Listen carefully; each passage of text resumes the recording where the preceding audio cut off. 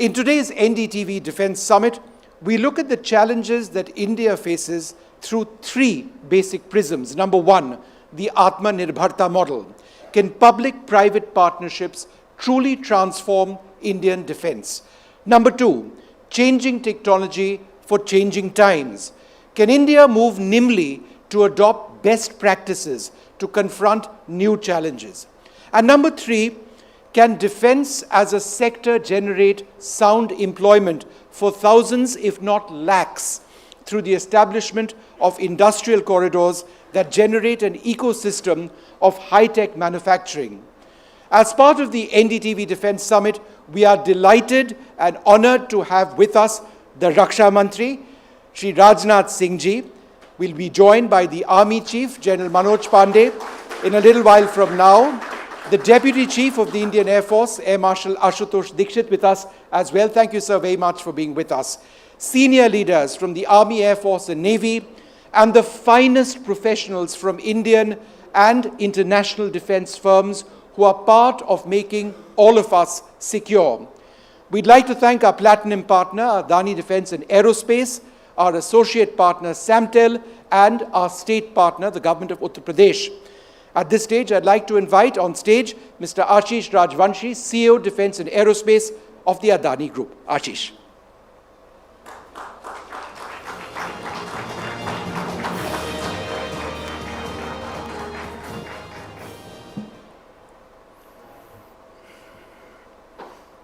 Honorable Raksha Mantri, Shri Rajnath Singh ji, esteemed dignitaries, respected leaders from Ministry of Defence, Department of Military Affairs, Indian Armed Forces, industry leaders, friends from media, and future architects of India's self-reliance, a very good morning.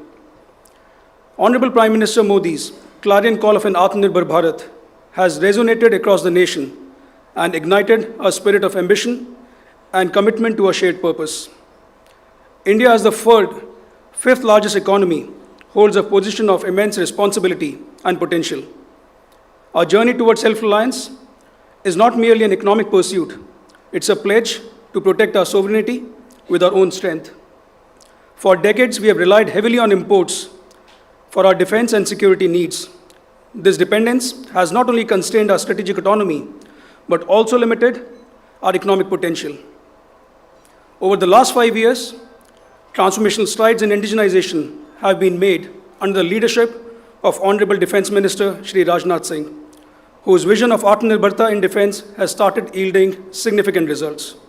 Sir, you have ensured that the policy bottlenecks are duly acknowledged and addressed systematically. Key initiatives like the positive indigenization list, dedicated defence corridor, prioritization of procurement from defence companies, and mobilizing a larger base of startup and MSMEs have all played a major role in enhancing local defence production. Thank you so much, sir. A big round of applause for Ministry of Defence and Defence Minister. Thank you for showing us the direction. Onus is now on the industry to reciprocate and deliver to your expectations. As we go through this journey of self-reliance, there will be pushbacks to derail us. We'll run into controversy in other parts of the world. Many will try to stop us from building local capabilities and will dissuade us from investing in defense infrastructure and technologies, but so be it. The nation has to stand as one. What we must nurture is a whole-of-nation approach, not in words, but in true spirits. The industry, R&D labs, academia, and the armed forces have to work together. The public and the private sector have to acknowledge the complementary strengths of the two sides and allow room for participation and growth to each other. Center of Excellence for R&D have to collaborate with companies who have skills for rapid prototyping and serial production. The industry has to exhibit their commitment by investing ahead of time rather than waiting for contracts to be signed. The larger players have to provide a platform for growth and mentorship to startups and smaller organizations, ensuring they focus on innovation rather than just mere valuation. And all of this have to be done keeping in mind the operational needs of our customers, the Indian Armed Forces and CAPFs. They deserve our deepest respect and gratitude for their unwavering courage, selfless service, and the supreme sacrifices made for safeguarding our borders and assuring internal security for decades. giving them state-of-the-art equipment in time with the highest parameters of quality, reliability, availability, and serviceability stay as the guiding factor for the success of any Make in India program.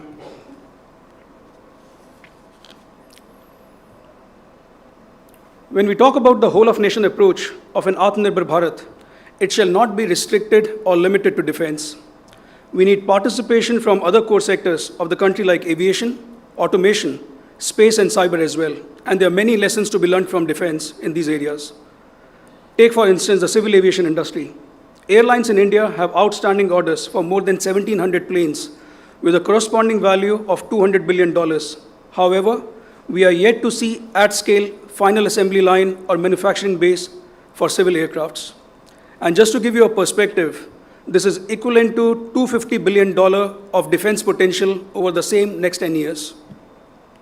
Automatic transmission, power control units, electronic stability control units, and subsystems worth $20 billion are still being imported in the automotive sector. This is despite the PLI scheme and access to bank financing which is available to these sectors, which is not yet available to Indian defense industry. Hence, we need to look at the combined potential in manufacturing of these core sectors to have a wider and a more vibrant manufacturing base in India. Furthermore, the success of indigenization hinges not just on domestic consumption, but also on exports. Arms sales and transfers are viewed as important US foreign policy tools with potential long-term implications for regional and global security, as stated by the US State Department in January 2024. This has helped the US defense exports to increase by $100 billion in the last 2 years to $238 billion. While the Indian industry is fully geared up to support exports, we have seen examples of vested interest globally trying to suppress us. The domestic defense companies that supply to friendly nations are furthering India's strategic interest, and hence the government should support and back up these companies against adverse foreign interest. At the end of the day, the true spirit of Make in India lies in fostering an ecosystem where innovation thrives, industries flourish, and self-reliance becomes our hallmark.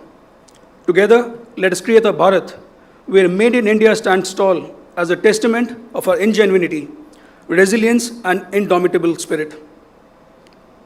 To quote the Honorable Prime Minister, India is not just rising, India is ascending.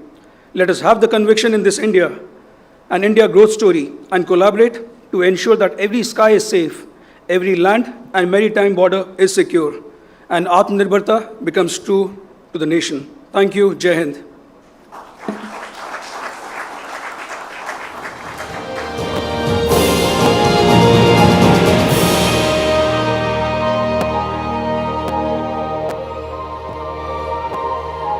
Thank you very much, Ashish, for that inspiring speech talking about what the future and the potential of this industry really is.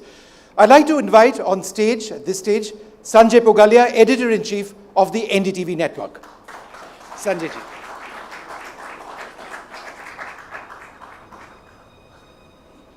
आदरणीय रक्षा मंत्री जी राजनाथ सिंह जी और हमारे सभी मेहमान, हालांकि आशीष एक प्रकार का स्वागत भाषण दे चुके हैं, लेकिन मैं भी आपका स्वागत करना चाहता हूं कि आपने इस व्यस्तता के दौर में हमारे लिए समय निकाला और आज पूरे दिन डिफेंस से जुड़े सारे विषयों पर हमारे जितने भी डिफेंस इस्टेब्लिशमेंट के लोग और जो स्टेक होल्डर्स हैं बिजनेसेस के भी, उनके साथ 6 या 7 सेशन हैं जिस पर हम चर्चा करेंगे। NDTV नए मैनेजमेंट के तहत अब 2 से 5 चैनलों का नेटवर्क बन गया है, करीबन 7 वेबसाइट हैं और हमारी इंटरनेशनल पहचान भी बहुत ज़्यादा है। और हमको लगता है कि ये विषय ऐसा है और भारत का पूरा डिस्कोर्स इस वक्त ऐसा है कि जिसमें NDTV एक बहुत ज़रूरी और ज़िम्मेदारी की भूमिका आप सबों के साथ निभाने के लिए तत्पर है। आपने हमारे लिए वक्त निकाला, आपका बहुत शुक्रिया।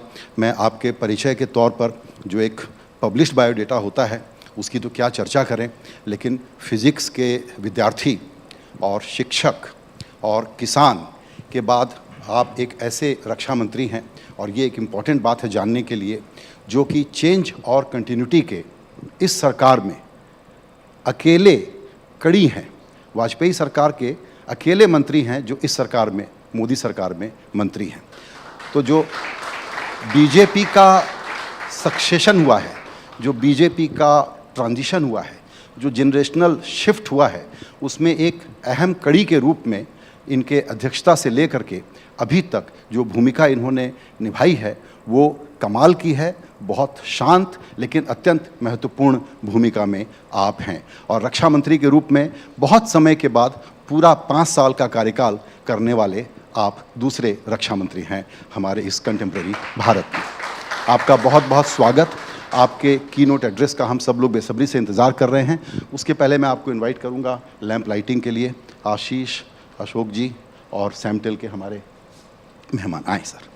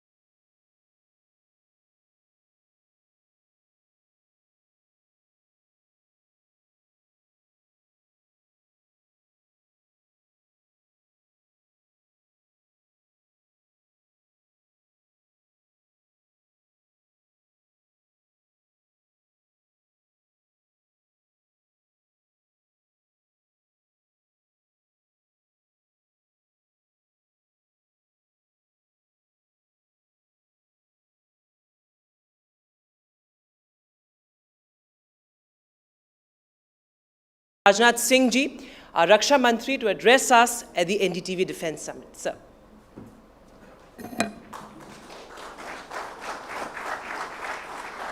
Good, thank you.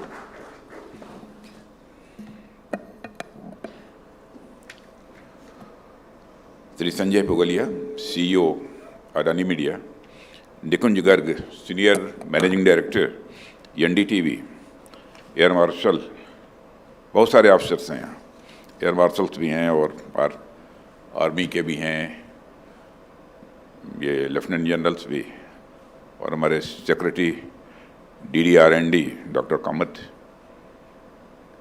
और इस कॉन्क्लेव में मौजूद अन्य देवियों व सज्जनों, सचमुच इस डिफेंस कॉन्क्लेव में आप सबके बीच उपस्थित होकर मुझे प्रसन्नता हो रही है। मैं जानता हूं कि पिछले कुछ समय से NDTV ने जिस तरीके से जनता के बीच अपनी पहुंच बनाई है और जिस तरीके से आम जनता में अपनी विश्वसनीयता हासिल की है, केवल विश्वसनीयता हासिल ही नहीं की है बल्कि उसकी विश्वसनीयता बढ़ी है, उसके लिए NDTV नेटवर्क को मैं अपनी तरफ से हार्दिक बधाई देता हूं। आपके माध्यम से मैं देश की जनता से आज रूबरू हो रहा हूं, इसके लिए मैं आप सबके प्रति आभार भी व्यक्त करता हूं। साथियों, हम सब जानते हैं कि मीडिया लोकतंत्र के चौथे स्तंभ के रूप में जानी जाती है। मीडिया सरकार और जनता के बीच की एक कड़ी का काम करती है और यह दोनों एक दूसरे को जोड़े रखती हैं। इसलिए आज़ादी के बाद से ही हमारी एग्जीक्यूटिव, लेजिस्लेचर और जुडिशरी तीनों ने ही मीडिया की आज़ादी पर, मीडिया की स्वतंत्रता पर बराबर बल दिया है, मीडिया की स्वतंत्रता को सुरक्षित रखा है, जिसका परिणाम यह है कि आज हमारे यहाँ एक वाइब्रेंट मीडिया कल्चर है और NDTV उस वाइब्रेंट मीडिया कल्चर को रिप्रेजेंट करता है। साथियों, इस देश के लोकतांत्रिक इतिहास में यदि इमरजेंसी के काले अध्याय को छोड़ दिया जाए तो मीडिया की स्वतंत्रता पर कभी भी कोई प्रतिबंध नहीं देखा जा सकता है।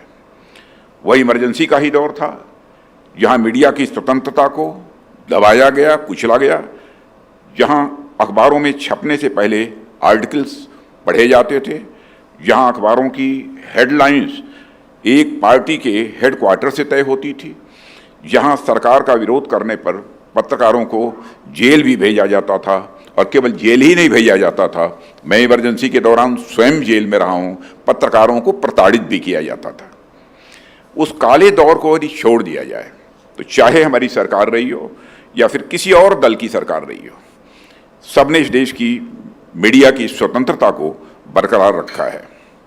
यह बातें यहाँ मैं इसलिए कह रहा हूँ क्योंकि आप सबने एक बात पर निश्चित रूप से ध्यान दिया होगा कि कुछ समय से मीडिया के ऊपर यह आरोप लगाया जाता है कि वह निष्पक्ष न होकर सत्ता के पक्ष में बात कर रही है, मीडिया सरकार की भाषा बोल रही है। वैसे तो यह सारे आरोप मैं मानता हूं कि निराधार हैं, फिर भी इनके ऊपर मैं एक बात आपसे कहना चाहूँगा कि सरकार और मीडिया दोनों ही समाज के इंस्टीट्यूशंस होते हैं, दोनों ही समाज के हिस्से होते हैं। इसलिए जो सोशल कंसेंसस है, जिन बातों पर समाज में मतैक्य है, जाहिर सी बात है कि सोशल यह कंसेंसस सरकार और मीडिया दोनों की बातों में सामने आएगा। इसे एक आप उदाहरण से यदि समझें, आप अमेरिका को लीजिए। अमेरिका में वहाँ की जनता ने आज इस बात को एक्नॉलेज कर लिया है कि अमेरिका की ग्लोबल पोजीशन के लिए चीन का राइज होना, चीन का उदय होना यह खतरनाक है। अब ये बात जब समाज ने स्वीकार कर लिया है तो ये बात अमेरिका की सरकार की पॉलिसीज में भी दिखती है। अमेरिका की सरकार अपनी ग्लोबल पोजीशन के लिए चीन को एक थ्रेट के रूप में देखती है। साथियों, अमेरिकी सरकार का यह स्टैंड अमेरिका की मीडिया में भी यह दिखता है। अमेरिकन मीडिया के आप आर्टिकल्स पढ़ें, न्यूज़ एनालिसिस पढ़ें, तो वहाँ मीडिया चीन को एक थ्रेट के रूप में देखती है। इसका अर्थ यह तो नहीं हुआ कि अमेरिका की सरकार ने वहाँ की मीडिया पर कंट्रोल किया हुआ है। लोकतांत्रिक देशों में, चाहे वो अमेरिका हो, भारत हो या यूरोप के देश हों, उनमें समाज जो सोचता है, जो सामाजिक मतैक्य होता है, सरकार उसी दिशा में काम करती है। और प्रायः यही देखने को मिलता है कि सरकार की जो दिशा है, लगभग वही विचार मीडिया में भी परिलक्षित होते हैं। वही विचार वहाँ के लेखकों में भी परिलक्षित होते हैं, वहाँ के विचारकों में भी स्वाभाविक रूप से परिलक्षित होते हैं। इसका अर्थ यह नहीं है कि वे लेखक, विचारक और मीडिया सरकार की कठपुतली के रूप में काम कर रहे हैं। उनका एक अपना स्वतंत्र अस्तित्व होता है, वह तो बस सोशल कंसेंसस के हिसाब से काम कर रहे हैं। साथियों, ठीक उसी प्रकार से प्रधानमंत्री जी के नेतृत्व में हमारी सरकार की कुछ पॉलिसीज हैं जो यहाँ की मीडिया में रिफ्लेक्ट होती हैं। जैसे यदि हमारी गवर्नमेंट ये कहती है कि हम भारत के हितों को सर्वोच्च प्राथमिकता देंगे, इंडिया फर्स्ट की हम बात करेंगे, तो इस बात को तो समाज ने स्वीकार ही किया है, यह तो समाज का ही कंसेंसस है। तो जाहिर सी बात है कि मीडिया फर्स्ट की भावना मीडिया में भी रिफ्लेक्ट स्वाभाविक रूप से होगी ही। यदि हमारी सरकार भ्रष्टाचार व्यवस्था से भ्रष्टाचार मुक्त व्यवस्था की बात करती है, तो यह बात स्वाभाविक रूप से मीडिया में रिफ्लेक्ट होगी ही। इसलिए आप देखें, जब भी कोई भ्रष्टाचारी पकड़ा जाता है तो मीडिया उसे डिटेल्ड कवरेज देती है। कारण साफ है, भ्रष्टाचार के खिलाफ मुहिम सामाजिक मतैक्य है, सोशल कंसेंसस है। सरकार और मीडिया के साथ साथ मैं तो मानता हूं कि लोकतांत्रिक व्यवस्था में विपक्ष भी एक सामाजिक संस्था है जो सोशल कंसेंसस को ईमानदारी से मुखरित करने में अपना योगदान करती है। इस स्वरूप में मैं विपक्ष का सम्मान करता हूं, पर यह दुर्भाग्यपूर्ण है कि वर्तमान में विपक्ष सोशल कंसेंसस को सामने लाने की अपनी जिम्मेदारी का पूरी तरीके से निर्वहन नहीं कर रही है। ऐसे में मैं कहूँगा कि मीडिया की जिम्मेदारी स्वाभाविक रूप से और बढ़ेगी। कहने का अर्थ यह है साथियों, सरकार और मीडिया दोनों ही समाज की बात करते हैं, दोनों ही समाज का प्रतिनिधित्व करते हैं और जहाँ पर सामाजिक मतैक्य नहीं है, जहाँ पर सोशल कंसेंसस नहीं है, वहाँ मीडिया हमारी आलोचना भी करती है। और जब कभी हमारी पॉलिसीज़ की आलोचना होती है तो उसे हम स्वीकार करते हैं और उसे सुधारने का हम भरसक प्रयत्न भी करते हैं।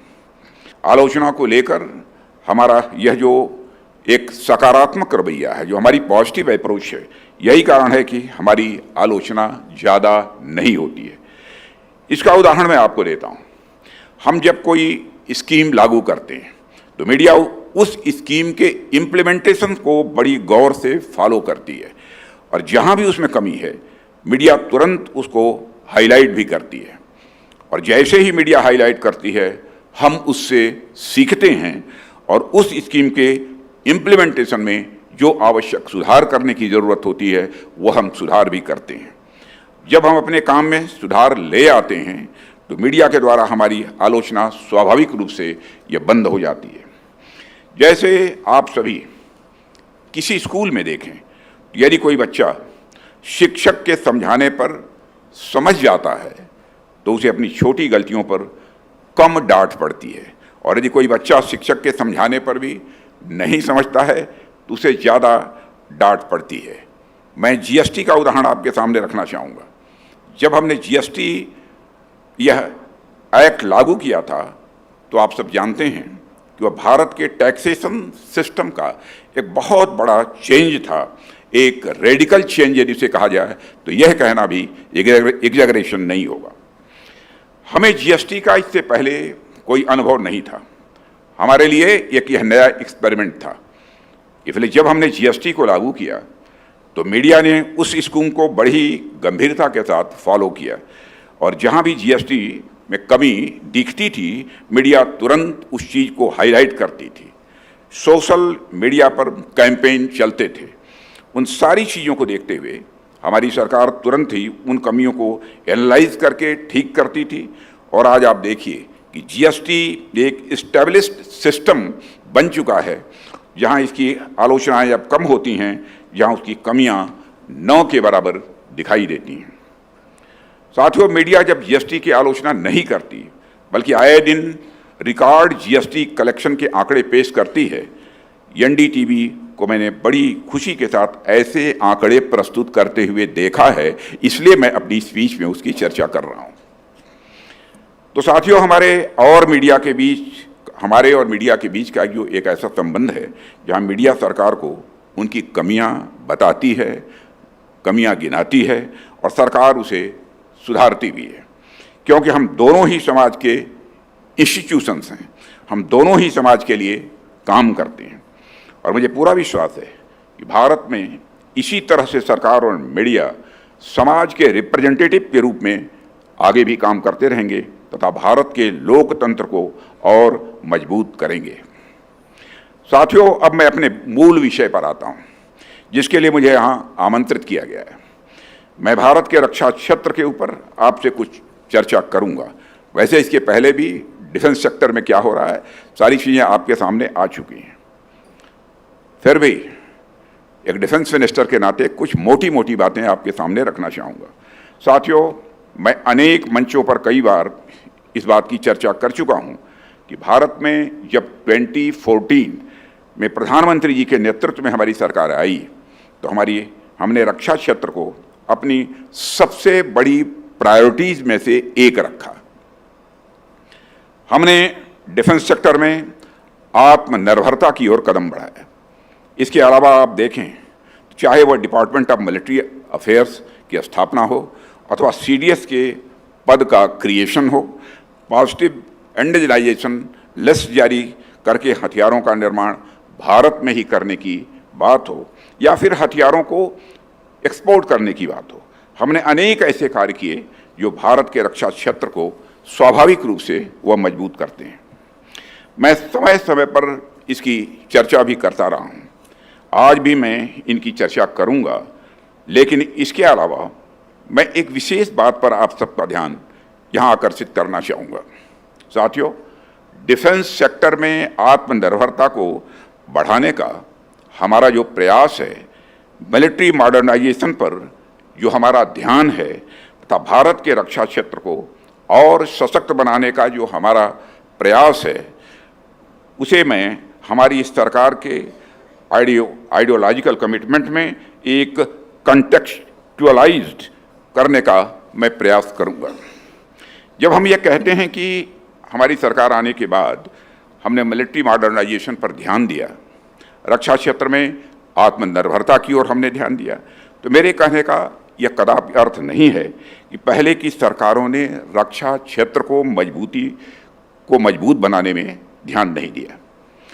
पहले की सरकारों ने भी रक्षा क्षेत्र पर ध्यान दिया है, उन्होंने भी अपने ढंग से देश की रक्षा व्यवस्था को मजबूत करने का प्रयास किया है, पर हमारे और उनके बीच एक बहुत बड़ा अंतर है, और वो बहुत बड़ा अंतर है नज़रिए का, दृष्टिकोण का। रक्षा क्षेत्र में भारत को सशक्त बनाने का जो हमारा नज़रिया है, वह भारत की क्षमता पर विश्वास करने का है। लेकिन पुरानी सरकारों का जो नज़रिया था वह कहीं न कहीं संशयात्मक था। वह भारत की क्षमता पर शायद उतना विश्वास नहीं करते थे जितना हमारी सरकार भारत और भारतवासियों की क्षमता पर विश्वास करती है।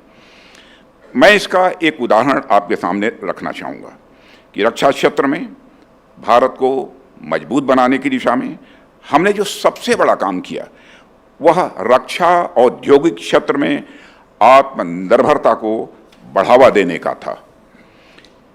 देवी और सज्जनों, इसके कुछ प्रयासों पर मैं आप लोगों से चर्चा करूंगा।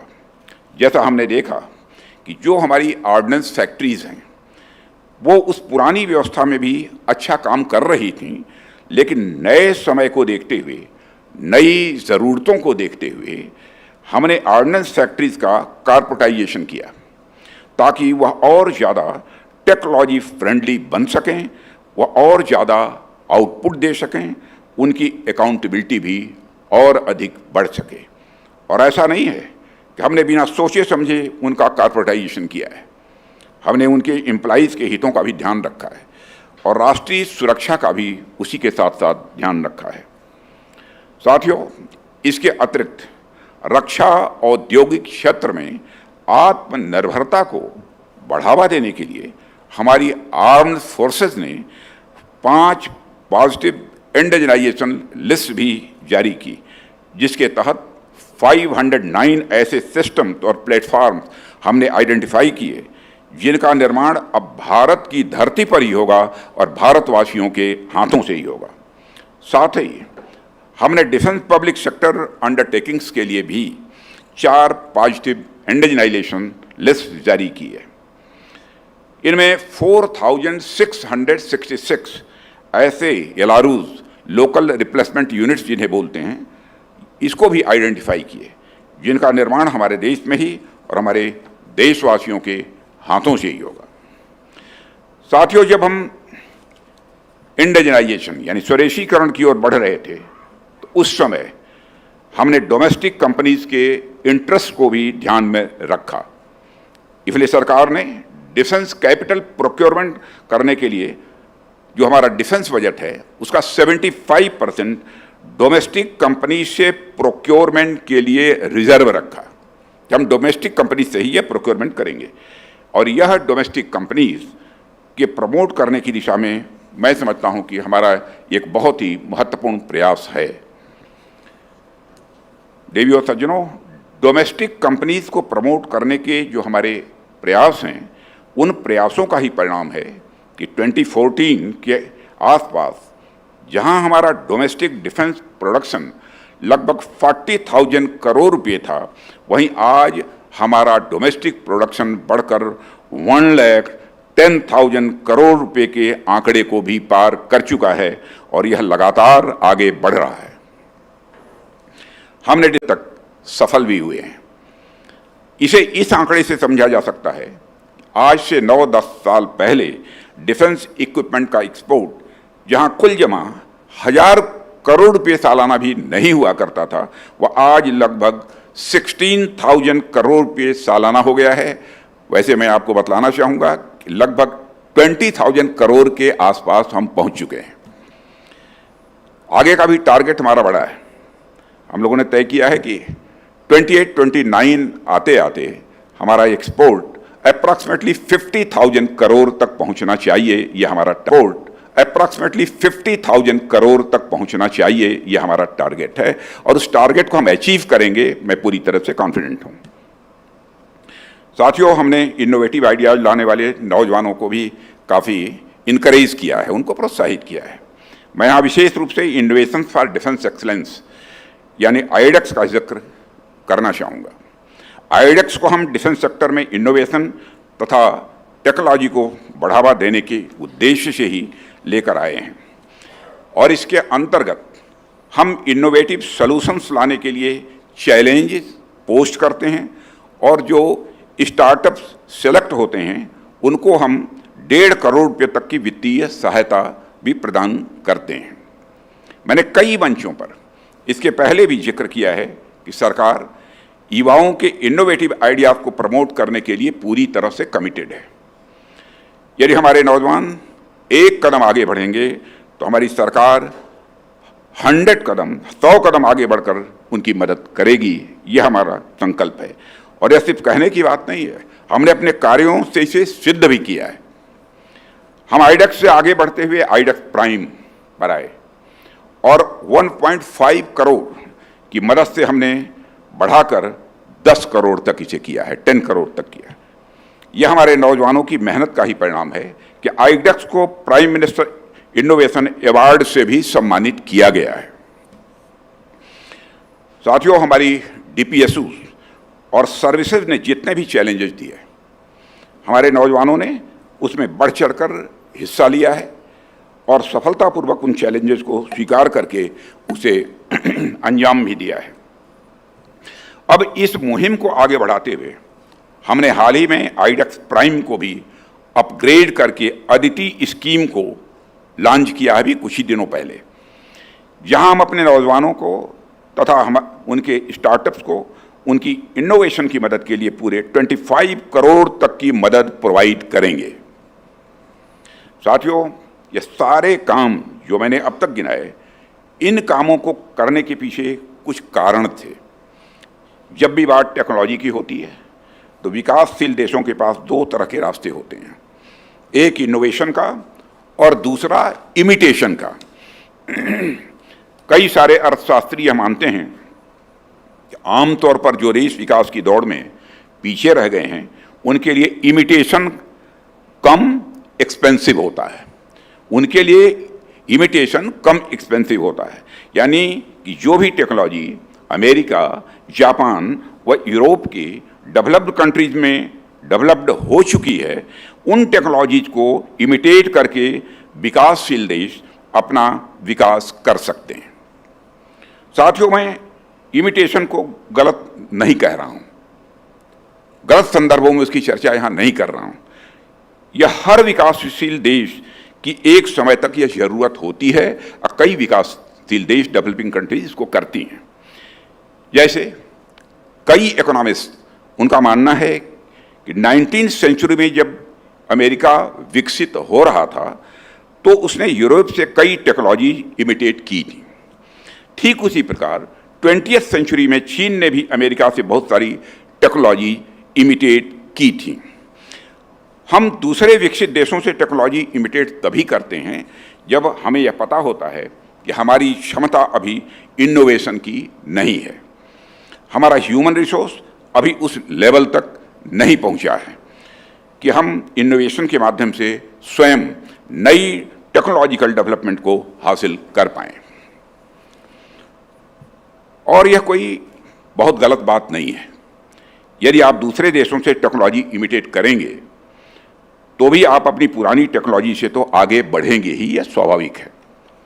ऐसा लगभग सभी विकसित विकासशील देश करते हैं, लेकिन इस इमिटेशन के साथ साथ समस्या यह है कि आप प्रायः उसके अभ्यस्त हो जाते हैं, प्रायः उसके आदी हो जाते हैं।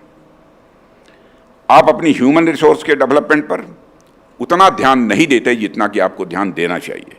इसके अलावा आपको जो टेक्नोलॉजी हासिल होती है वह 2म दर्जे की होती है, और 2म दर्जे की टेक्नोलॉजी की वजह से आप डेवलप्ड कंट्री से हमेशा 20-30 साल पीछे ही रहते हैं, चाहे वह रक्षा का क्षेत्र हो या कोई सिविलियन सेक्टर हो। देवी और सज्जनों, लेकिन इससे भी बड़ी जो दूसरी परेशानी है वो ये होती है कि हमारे राष्ट्रीय आत्मविश्वास में कमी आती है, हमारे राष्ट्रीय आत्मविश्वास में ह्रास होता है। हम हमेशा एक टेक्नोलॉजी फॉलोअर बनकर रह जाते हैं। यह जो टेक्नोलॉजी इमिटेट करने की हमारी मेंटलिटी है, यह सिर्फ टेक्नोलॉजी के क्षेत्र में ही नहीं रह जाती, बल्कि यह हर क्षेत्र में धीरे धीरे आ जाती है। यह फॉलोअर बनने की मानसिकता अपनी संस्कृति में आपकी संस्कृति में स्वाभाविक रूप से आ जाती है। यह आपके विचारधारा में भी आ जाती है। यह आपके साहित्य में, रहन सहन में, नैतिकता में, यहाँ तक कि आपके दर्शन में भी यह स्वाभाविक रूप से आ जाती है। प्रधानमंत्री जी ने इसी फॉलोअर मेंटलिटी को गुलामी की मानसिकता कहा है। जैसे यदि आप किसी 15 साल के बच्चे से पूछें कि विश्व का महानतम लेखक कौन है, तो बच्चा विलियम शेक्सपियर कहेगा, तुरंत जवाब देगा विलियम शेक्सपियर। उस बच्चे के दिमाग में कालिदास, सुब्रमण्यम भारती या रविन्द्रनाथ टैगोर जैसे भारतीय लेखकों का ध्यान शायद ही आए। अब तो स्थितियां फिर भी बदल रही हैं, पर कुछ वर्ष पहले तक ऐसा ही था। मैं भी बहुत पहले यही शेक्सपियर को ही बोलता था। मेरे कहने का अर्थ यह है कि इमिटेशन किसी राष्ट्र की मानसिकता पर भी बहुत गहरा असर छोड़ती है। एक तरह से गुलामी की मानसिकता आ जाती है, जिसका असर कई जनरेशन्स तक बना रहता है। साथियों, ऐसे में सरकार का, मीडिया का, बल्कि हमारा जो इंटेलेक्चुअल क्लास का भी स्वाभाविक रूप से यह कर्तव्य हो जाता है कि वह राष्ट्र को गुलामी की मानसिकता से बाहर निकाले। जैसा कि मैंने अभी कहा, प्रधानमंत्री जी ने लाल किले के प्राचीर से देश से यह आह्वान किया था कि हमें न सिर्फ गुलामी की मानसिकता से बाहर निकलना है, बल्कि अपनी राष्ट्रीय विरासत पर भी हमें गौरव की अनुभूति करनी चाहिए। प्रधानमंत्री जी ने सिर्फ यह कहा ही नहीं, बल्कि उन्होंने अपने काम से इस दिशा में कदम भी बढ़ाया। इसके लिए नई राहें बनानी होती हैं। लीक पर चलकर यह उद्देश्य नहीं पाया जा सकता है। साथियों, लीक पर चलना मतलब बने बनाए रास्ते पर चलना होता है। लीक पर चलने के बारे में जब आप दिल्ली, मुंबई के एजुकेटेड बच्चों से पूछेंगे तो आपको रॉबर्ट फ्रॉस्ट की पोएम के बारे में भी बताएंगे कि two roads diverge in a wood and I took the one less travelled by and that has made all the difference.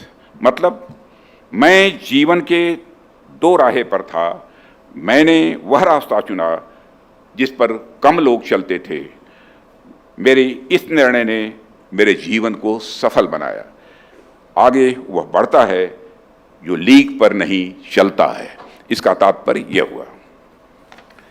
यह निश्चित रूप से एक अच्छी कविता है, पर यही अच्छी कविता है ऐसा नहीं है। मैं कहता हूं, फिर दोहराना चाहूंगा, निश्चित रूप से एक अच्छी कविता है, पर यही अच्छी कविता है ऐसा बिल्कुल नहीं है। ऐसी कविताएं भारत में भी बहुत सारी हैं। मुझे सर्वेश्वर दयाल सक्सेना की जो पंक्तियां याद आ रही हैं, उसकी मैं चर्चा यहाँ करना चाहूँगा। लीक पर वे चलें जिनके चरण दुर्बल और हारे हैं, हमें तो जो हमारी यात्रा से बने ऐसे अनिर्मित पंथ प्यारे हैं। ऐसे में साथियों, सिर्फ रॉबर्ट फ्रॉस्ट की कविता को जाना जाए और सर्वेश्वर दयाल सक्सेना जी की कविताओं को न जाना जाए तो कहीं ना कहीं हमारे अपने राष्ट्रीय स्वाभिमान से समझौता करने जैसा हो जाता है। हमें दूसरों के बारे में जानना है, लेकिन उसके साथ साथ हमें अपने राष्ट्रीय विरासत को भी जानना है और उस पर भी हमें गर्व महसूस करना है। इसलिए हमने आत्मसम्मान की बात की। हमने जब आत्मनिर्भर भारत की ओर कदम बढ़ाया तो हमने भारतीय इंडस्ट्रीज पर विश्वास किया, हमने भारतीय नौजवानों पर विश्वास किया, हमने भारतीय कंपनियों पर विश्वास किया, हमने भारतीय एंटरप्रेन्योर्स पर भरोसा किया, हमने लार्सन एंड टुब्रो पर भरोसा किया, हमने टाटा पर विश्वास किया, हमने मझगांव डाक शिप बिल्डर्स लिमिटेड पर भरोसा किया, हमने हिंदुस्तान एरोनॉटिक्स लिमिटेड पर विश्वास किया। हमने इन कंपनियों के लिए एक अच्छा इन्वायरमेंट भी प्रदान किया। हमने अपने नौजवानों पर भरोसा किया, उनके इनोवेशन को बढ़ावा दिया, उनके लिए हम आईडेक्स लेकर आए। जैसा कि मैंने अभी आपसे जिक्र किया, हमारे युवा यदि एक कदम चलेंगे तो सरकार 100 कदम आगे बढ़कर उनके साथ खड़ी रही, और यदि वह 100 कदम आगे बढ़े तो सरकार 1000 कदम आगे बढ़कर उनकी मदद करेगी। यह हमारा संकल्प है। साथियों, नौजवानों पर या कहें हमारी नई पीढ़ी पर भरोसा करने की बात मैं कई हल्के में नहीं कर रहा हूं, बल्कि यह बेहद गंभीरता और जिम्मेदारी के साथ यह बात मैं आपके सामने रख रहा हूं। आप सभी यहाँ प्रबुद्ध वर्ग के लोग बैठे हुए हैं। आप सब जानते हैं कि 2014 से पहले भारत में सिर्फ डिफेंस सेक्टर ही नहीं, बल्कि हमारे इतिहास को देखने का नज़रिया भी यह काफ़ी अलग हुआ करता था। इतिहास को देखने का जो नज़रिया था तथा भारत को रिप्रेजेंट करने वाले महानतम शासकों को देखने का जो हमारा नज़रिया था, वो नज़रिया वह एंग्लिसाइड एलिट क्लास डिसाइड करता था। एंग्लिसाइड एलिट क्लास का अर्थ आप सभी अच्छी तरह जानते हैं कि हमारा एलिट क्लास पाश्चात्य संस्कृति में इतना डूबा हुआ था कि वह भारत के अपने इतिहास को भी वेस्टर्न लेंस से ही बराबर देखता था। जाहिर सी बात है, इस एंग्लिसाइड तथा वेस्टर्नाइज्ड एलिट क्लास का भारत की जनता से और भारत की संस्कृति से संबंध टूट सा चुका था। इसलिए भारतीय इतिहास के उन शासकों को अच्छा माना गया जिन्होंने बाहरी मूल्यों का अनुकरण किया तथा भारत की सांस्कृतिक चेतना को चोट पहुंचाई है। साथियों, उन शासकों को भारत में ग्लोरीफाई किया गया। वहीं दूसरी ओर भारतीय जनमानस ने वेस्टर्न लेंस पर आधारित इस छद्म चेतना को भी स्वीकार नहीं किया। यह जो एलिट कंसेंसस था, इसे भारत की आम जनता ने कभी स्वीकार नहीं किया है। भारत के वो गांव जिसे राष्ट्रपिता महात्मा गांधी इस देश की आत्मा कहते थे, उन गांवों में रहने वाले लोगों ने कभी भी इस तरह की सोच को समर्थन किसी भी सूरत में नहीं दिया। गांव में रहने वाले लोग मैकाले की पाश्चात्यवादी सोच से कभी प्रभावित नहीं हुए। मैकाले की सोच से एंग्लिसाइड एलिट क्लास के लोग ही प्रभावित हुए। मैकाले ने जब यह कहा कि एक अच्छे यूरोपीय पुस्तकालय की अलमारी भारत के संपूर्ण साहित्य के बराबर होगी, तो यह कथन उसकी विकृत सांस्कृतिक सोच को ही दर्शाता था। अब इस सोच के अंतर्गत यदि कोई भारतीय युवा शिक्षा ग्रहण करेगा तो उस सोच का उत्तराधिकारी किस प्रकार का होगा, उससे आप क्या उम्मीद करेंगे। साथियों, यदि आप IITs या IIMs का निर्माण करेंगे तो ऐसी सोच रखने वाले युवा का पहला स्वप्न स्वाभाविक रूप से यही होगा कि शिक्षा ग्रहण करके उसे देश के बाहर जाकर नौकरी करनी है, क्योंकि IITs और IIM से पढ़ा हुआ हमारा यह भारतीय बच्चा, जिसके अंदर भारतीय क्षमता है, भारतीय टैलेंट है, वह दिखने में भी पूरी तरह से भारतीय लगता है, बोलने में भारतीय है, लेकिन चूंकि उसकी आइडियोलॉजिकल ट्रेनिंग एंग्लिसाइड एलिट क्लास ने यह कर की है कि भारत एक दोयम दर्जे का देश है, तो जिस पीढ़ी ने ऐसी शिक्षा को ग्रहण किया है वह तो यही सोचेगा उसे विदेश जाकर नौकरी करनी है। इस आइडियोलॉजिकल बेसिस में एक रेडिकल चेंज की आवश्यकता थी, जो कि हमारी सरकार ने किया है, इसलिए मैंने इसकी चर्चा की है। जैसा आप देखिए, 2014 में जब हम सरकार में आए तो सरकार में आने से पहले हम किसी सुसुप्तावस्था में नहीं थे, बल्कि हम आज़ादी के बाद से ही एक आंदोलन के रूप में कार्य कर रहे थे। राष्ट्रीय स्वयंसेवक संघ की स्थापना के समय से ही, मैं जानबूझकर राष्ट्रीय स्वयंसेवक संघ की यहाँ पर चर्चा कर रहा हूँ, राष्ट्रीय स्वयंसेवक संघ की स्थापना के समय से ही भारत को देखने का, भारत के इतिहास को देखने का, हमारे युवाओं को देखने का, हमारी क्षमताओं को देखने का हमारा एक दूसरा नज़रिया हुआ करता था। वह नज़रिया कभी खत्म नहीं हुआ। इसलिए जब हम सरकार में आए तो हमने उस नज़रिए को सोशल कंसेंसस बनाया। साथियों, हम भारत के उस विश्वास के प्रतिनिधि हैं जो भारत अपने सप्तर्षियों की विद्वत्ता में विश्वास करता है। हम भारत के उस विश्वास के नायक हैं जो भारत आर्यभट्ट और वराहमिहिर जैसे अपने मैथमेटिशियंस की परंपरा पर गर्व करता है। हम भारत की चिकित्सा व्यवस्था में उस विश्वास के प्रतीक हैं जो भारत आचार्य चरक, आचार्य सुश्रुत जैसे अपने महर्षियों की विरासत पर गर्व करता है। इसलिए हमने इस विश्वास को सरकार में आने के बाद और मजबूत किया है। हमने अकबर की बजाय महाराणा प्रताप को सम्मान दिया है। हमने औरंगजेब की बजाय छत्रपति महाराज शिवाजी को सम्मान दिया है। हमने मैकाले की दी गई इंडियन पेनल कोड को नकार कर भारतीय न्याय संहिता को इंट्रोड्यूस किया है। हमने इस देश की संस्कृति को और सांस्कृतिक क्षमता में अपने नौजवानों के विश्वास को दृढ़ किया है। फिर जब हमारा विश्वास मजबूत हुआ तो देश के IIMs भी बदले, देश के IITs भी बदले और देश के नौजवानों का नज़रिया भी बदला है।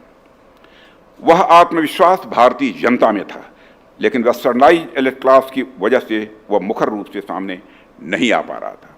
हमने उस आत्मविश्वास को जगाया है। कुल मिलाकर हमने भारत में भारतीयता को पुनः प्रज्वलित करने की अपनी तरफ से भरपूर कोशिश की है।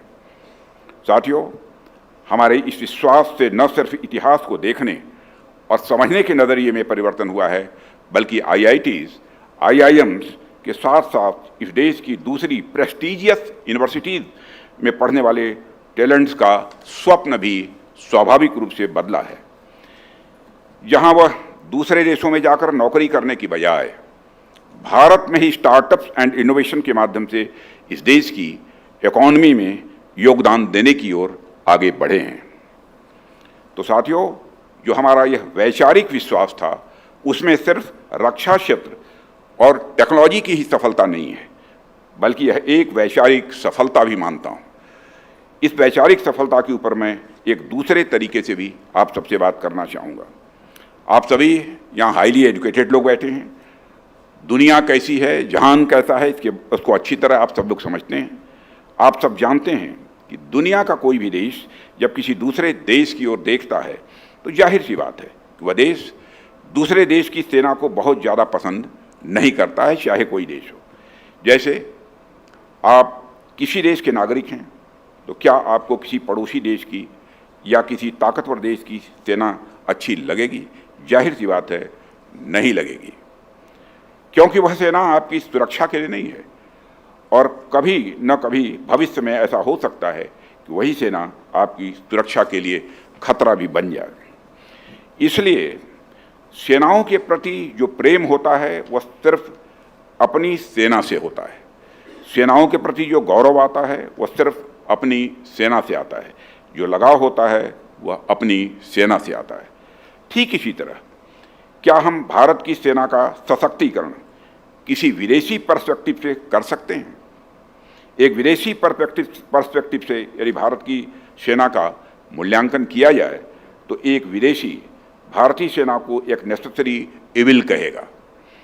इसी वेस्टर्नाइज्ड इलिट ने भारत के लिए सैन्य बल के स्थान पर नैतिक बल का एक शिगुफा भी छोड़ा। लेकिन ऐसे लोग ये बातें भूल जाते हैं कि भारत की संस्कृत के ध्वजवाहक प्रभु श्री राम हैं, जो नैतिकता और आध्यात्मिकता के तो प्रतीक हैं ही, लेकिन साथ ही साथ भगवान राम का साम्राज्य भी अयोध्य है। उनका बाण भी राम बाण है जो अमोघ है। भगवान राम मर्यादा पुरुषोत्तम तो हैं ही, लेकिन इसके साथ ही वो इस धरती पर अधर्म के नाशक भी हैं। वो शस्त्र और शास्त्र ज्ञान दोनों के धारक हैं। इसलिए भगवान राम के विस्तार के रूप में भारतीय संस्कृति को आप देखें तो आपको भारत की सैन्य शक्ति और हमारी आध्यात्मिकता के बीच कोई विरोधाभास नहीं, बल्कि पूर्ण सामंजस्य, पूर्ण तारतम्य दिखता है।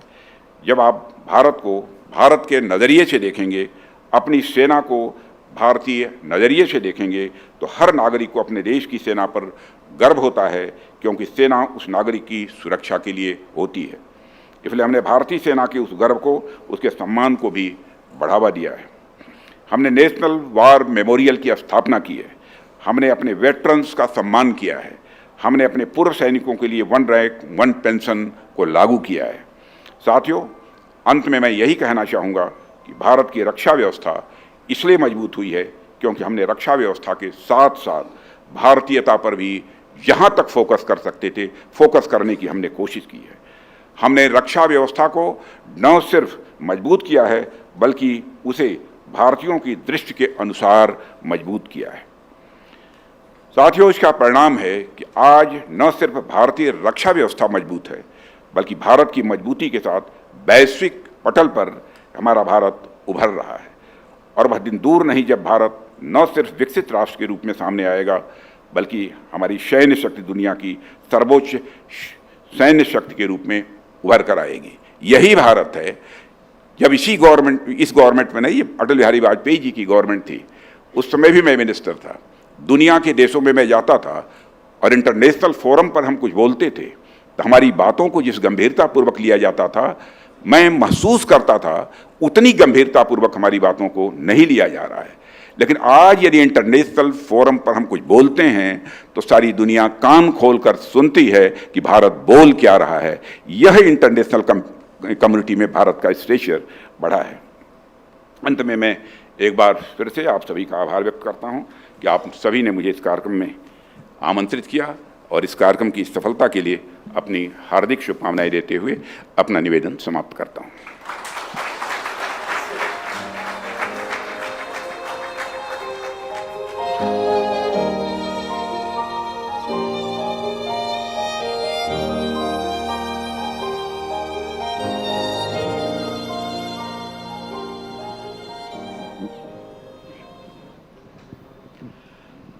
नमस्कार और बहुत बहुत धन्यवाद।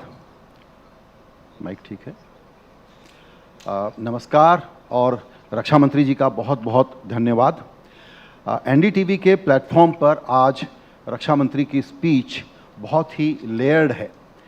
जो आत्मविश्वास और फ्यूचर का खाका इसमें से निकल के आता है, उसके बारे में ये कहना गलत नहीं होगा कि ये डिफेंस समिट कम है और ऑफेंस समिट ज़्यादा है। बिल्कुल। आपके भाषण में लोकतंत्र, सोशल कंसेंसस, विपक्ष, बहुत सारी बातें हैं और चुनाव का वक्त है तो जाहिर है कि हम उस पर फ़ायदा उठाएंगे और आपसे बात करना चाहेंगे। लेकिन मेरा पहला सवाल इस बात से जुड़ा हुआ है कि रक्षा उत्पादन के मामले में भारत की जो अब एम्बिशियस प्लानिंग है, वो मौका इसलिए भी अच्छा है कि चीन का बाकी माल तो सस्ता खरीदने में लोगों की रुचि रहती है, लेकिन रक्षा सामग्री चीन से कोई नहीं खरीदेगा। और दूसरा एक बहुत ही बड़ा टर्निंग पॉइंट है भारत की रक्षा नीति में, वो ये है कि लैंड सेंट्रिक के बजाय सी सेंट्रिक यानी नेवी की भूमिका बढ़ी और इंडो पैसिफिक में भारत का रोल, इस पर मैं आपसे कुछ सुनना चाहूँगा। सी सेंट्रिक एंड एरोसेंट्रिक दोनों, तो उसमें भारत की क्या पूछा आपने? कि भारत की भूमिका इंडो पैसिफिक स्ट्रेटजी को लेके ग्लोबल केंद्रीय भूमिका में है। हाँ, तो इंडो पैसिफिक में भारत की भूमिका मैं कह सकता हूँ पहले से कहीं अधिक प्रभावी हुई है। और आपने हाल में ही जो एक घटना हुई थी, शायद उस घटना की आपको जानकारी होगी, उसमें हमारी इंडियन नेवी ने जिस प्रकार का रोल प्ले किया है वो बहुत ही सराहनीय है और उसके लिए अपने इंडियन नेवी को मैंने कांग्रेचुलेट भी किया था। अब यदि भारत की तरफ चाहे नेवी, चाहे जिसे समुद्र के माध्यम से, जल के माध्यम से, वायु के माध्यम से, थल के माध्यम से कोई भी यदि कोई नापाक हरकत भारत के साथ करने की कोशिश करेगा तो भारत के अंदर इस समय वह इतना स्ट्रांग विल पावर है हमारी सेना के पास भी कि हम उसका मुंहतोड़ जवाब देने की ताकत रखते हैं। एक बहुत बड़ा बदलाव और हम देखते हैं और वो ये है कि पहले चीन की बात करते थे तो देश के स्तर पर एक एंग्जाइटी और एक चुनौती का भाव रहता था। अब जो भाव है पूरे देश में, पब्लिक का जो मूड है कि ठीक है चाइना को भी देख लेंगे, ये क्यों बदला है? स्ट्रांग विल पावर की लीडरशिप चाहिए और लीडरशिप मजबूत होगी तो स्वाभाविक रूप से जनता का कॉन्फिडेंस उस लीडरशिप के प्रति होगा। और मैं समझता हूँ सबसे बड़ी बात यही है। और सदैव हम लोगों ने अपनी जो भी हमारी फोर्सेस हैं उनके मोरल को हाई रखने के लिए जो भी स्टेप्स लिए जा सकते हैं वो सारे स्टेप्स हम लोगों ने लिए हैं। जी। एक सवाल और इसी से जुड़ा हुआ है, जो चीन कहें या जो बॉर्डर की ज़रूरतें थीं, इंफ्रास्ट्रक्चर जो बनाया और ख़रीदारी में, रक्षा सामग्री की ख़रीदारी में पहले भारत हिचक के बात करता था, उसको इस सरकार ने तेज़ गति से काम किया कि ख़रीदना है तो ख़रीदेंगे और अपना भी बनाएंगे। इस परिवर्तन के पीछे भी एक ये थॉट रहा होगा कि किस तरीके से भारत को मजबूत बना। देखिए, किसी देश के, हमारे पड़ोसी देश के साथ अथवा किसी देश के साथ वार की संभावना हो अथवा न हो, बराबर हमारे फोर्स के लोग भी यहाँ कुछ बैठे होंगे, आप उनसे भी जानकारी हासिल कर सकते हैं, हमारे तीनों सर्विसेज के चीफ से भी पूछ सकते हैं। बराबर मैंने यह कहा कि हर समय वार के लिए हमको तैयार रहना चाहिए, हर समय, चाहे बिल्कुल शांति का काल क्यों न हो, लेकिन हमें हमारी तैयारी बराबर होनी चाहिए। भारत का चरित्र यह है, भारत के पिछले इतिहास के पन्नों को उठाकर भी कोई देखे तो भारत का इतिहास यही है कि भारत ने आज तक न तो दुनिया के किसी देश पर कभी आक्रमण किया है, न दुनिया के किसी भी देश की 1 इंच जमीन पर कभी भारत ने कब्जा किया है। जी बिल्कुल। लेकिन भारत को यदि कोई आंख दिखाएगा तो भारत अब ऐसी स्थिति में है कि उसका जैसा जवाब देना चाहिए वैसा जवाब दे सकता है। बिल्कुल। मुझे लगता है कि रक्षा से जुड़े हुए जो एजेंडा और कार्यक्रम हैं, और आपने एम्बिशंस बताए अभी कि कितनी बड़ी चीज़ हो सकती है, उसके लिए भारत का निजी क्षेत्र बहुत ज़्यादा काम आप लोगों ने किया है, उसको सहयोग देने के लिए, चीज़ों को सुगम बनाने के लिए, अप्रूवल्स के लिए, परमिशंस के लिए। लेकिन हमको लगता है कि वहाँ और काम करने की ज़रूरत है ताकि प्राइवेट सेक्टर और कॉन्फिडेंट हो कि हमको पूरा सपोर्ट मिलेगा। देखिए, कॉन्फिडेंस लेवल तो हमारे प्राइवेट सेक्टर का बढ़ा है, इसमें कहीं इस सच्चाई को कोई नकार नहीं सकता है। और जो भी प्राइवेट सेक्टर से जो सुझाव आते हैं उस अनुरूप सोच समझकर जो भी आवश्यक होता है वह स्टेप्स गवर्नमेंट लेने में रंच मात्र भी हेजिटेट नहीं करती है। क्योंकि जब भी एसआईडीएम वगैरह की कोई कॉन्फ्रेंस होती है, एसआईडीएम की कॉन्फ्रेंस में मैं जाता हूँ, अलग अलग जो हमारे इंडस्ट्रीज से लोग जुड़े हुए स्टालवर्ड्स हैं, उन सब सारे लोगों से बातचीत होती है। मैं देखता हूँ कि मेरे सामने तो सभी अपनी खुशी का इजहार करते हैं, अपनी प्रसन्नता का इजहार करते हैं, लेकिन इसी के साथ साथ उन लोगों को मैं यह भी कहता हूँ, कोई नए सुझाव हों अथवा कुछ ऐसे ताकि आप अपनी इंडस्ट्रीज को प्रमोट कर सकते हैं या जो कुछ भी रिक्वायरमेंट्स भारत की हैं उसको पूरी कर सकते हैं, भारत का आप एक्सपोर्ट बढ़ा सकते हैं, उसके लिए और यदि कुछ रिक्वायरमेंट्स हों तो मैं आप सभी का सुझाव यदि प्राप्त होगा तो उसका मैं स्वागत करूंगा। बिल्कुल। अब आपकी इजाज़त हो और चुनाव के पहले आपसे बात करने का मौका मिला है। आमतौर पर आप कीनोट एड्रेस के बाद इंटरव्यू देते नहीं हैं, लेकिन एनडीटीवी के लिए आपने समय थोड़ा और निकाल लिया है, आपका बहुत शुक्रिया। तो मेरा पहला सवाल ये होगा कि रक्षा मंत्री के नाते बड़ा ज़रूरी है कि आपका निशाना अचूक बैठना चाहिए। तो मैं 4 नंबर आपके सामने रखता हूँ, उसमें से एक चुनिएगा आप। 273, 304, 370 या 400? एनडीए 400 पार।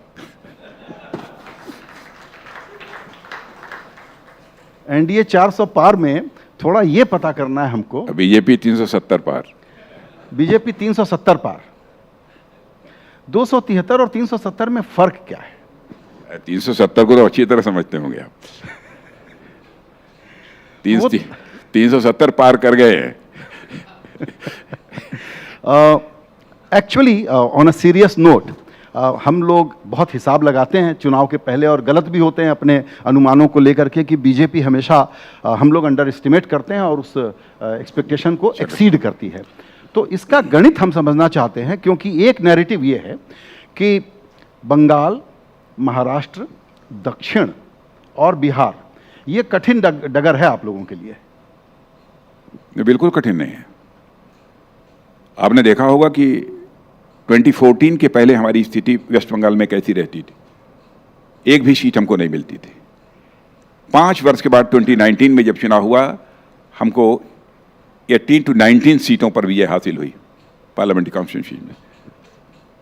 और इस बार देखिएगा इस पॉसिबिलिटी को भी रूल आउट नहीं किया जा सकता कि वेस्ट बंगाल में Bharatiya Janata party in between 25 to 30 होगी।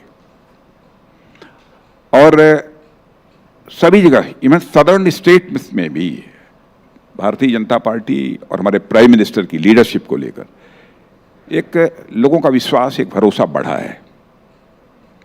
हाँ, और आप देखते होंगे कि किस तरीके से कॉमन मासेस का रिस्पांस इस समय हमारे प्राइम मिनिस्टर को मिल रहा है।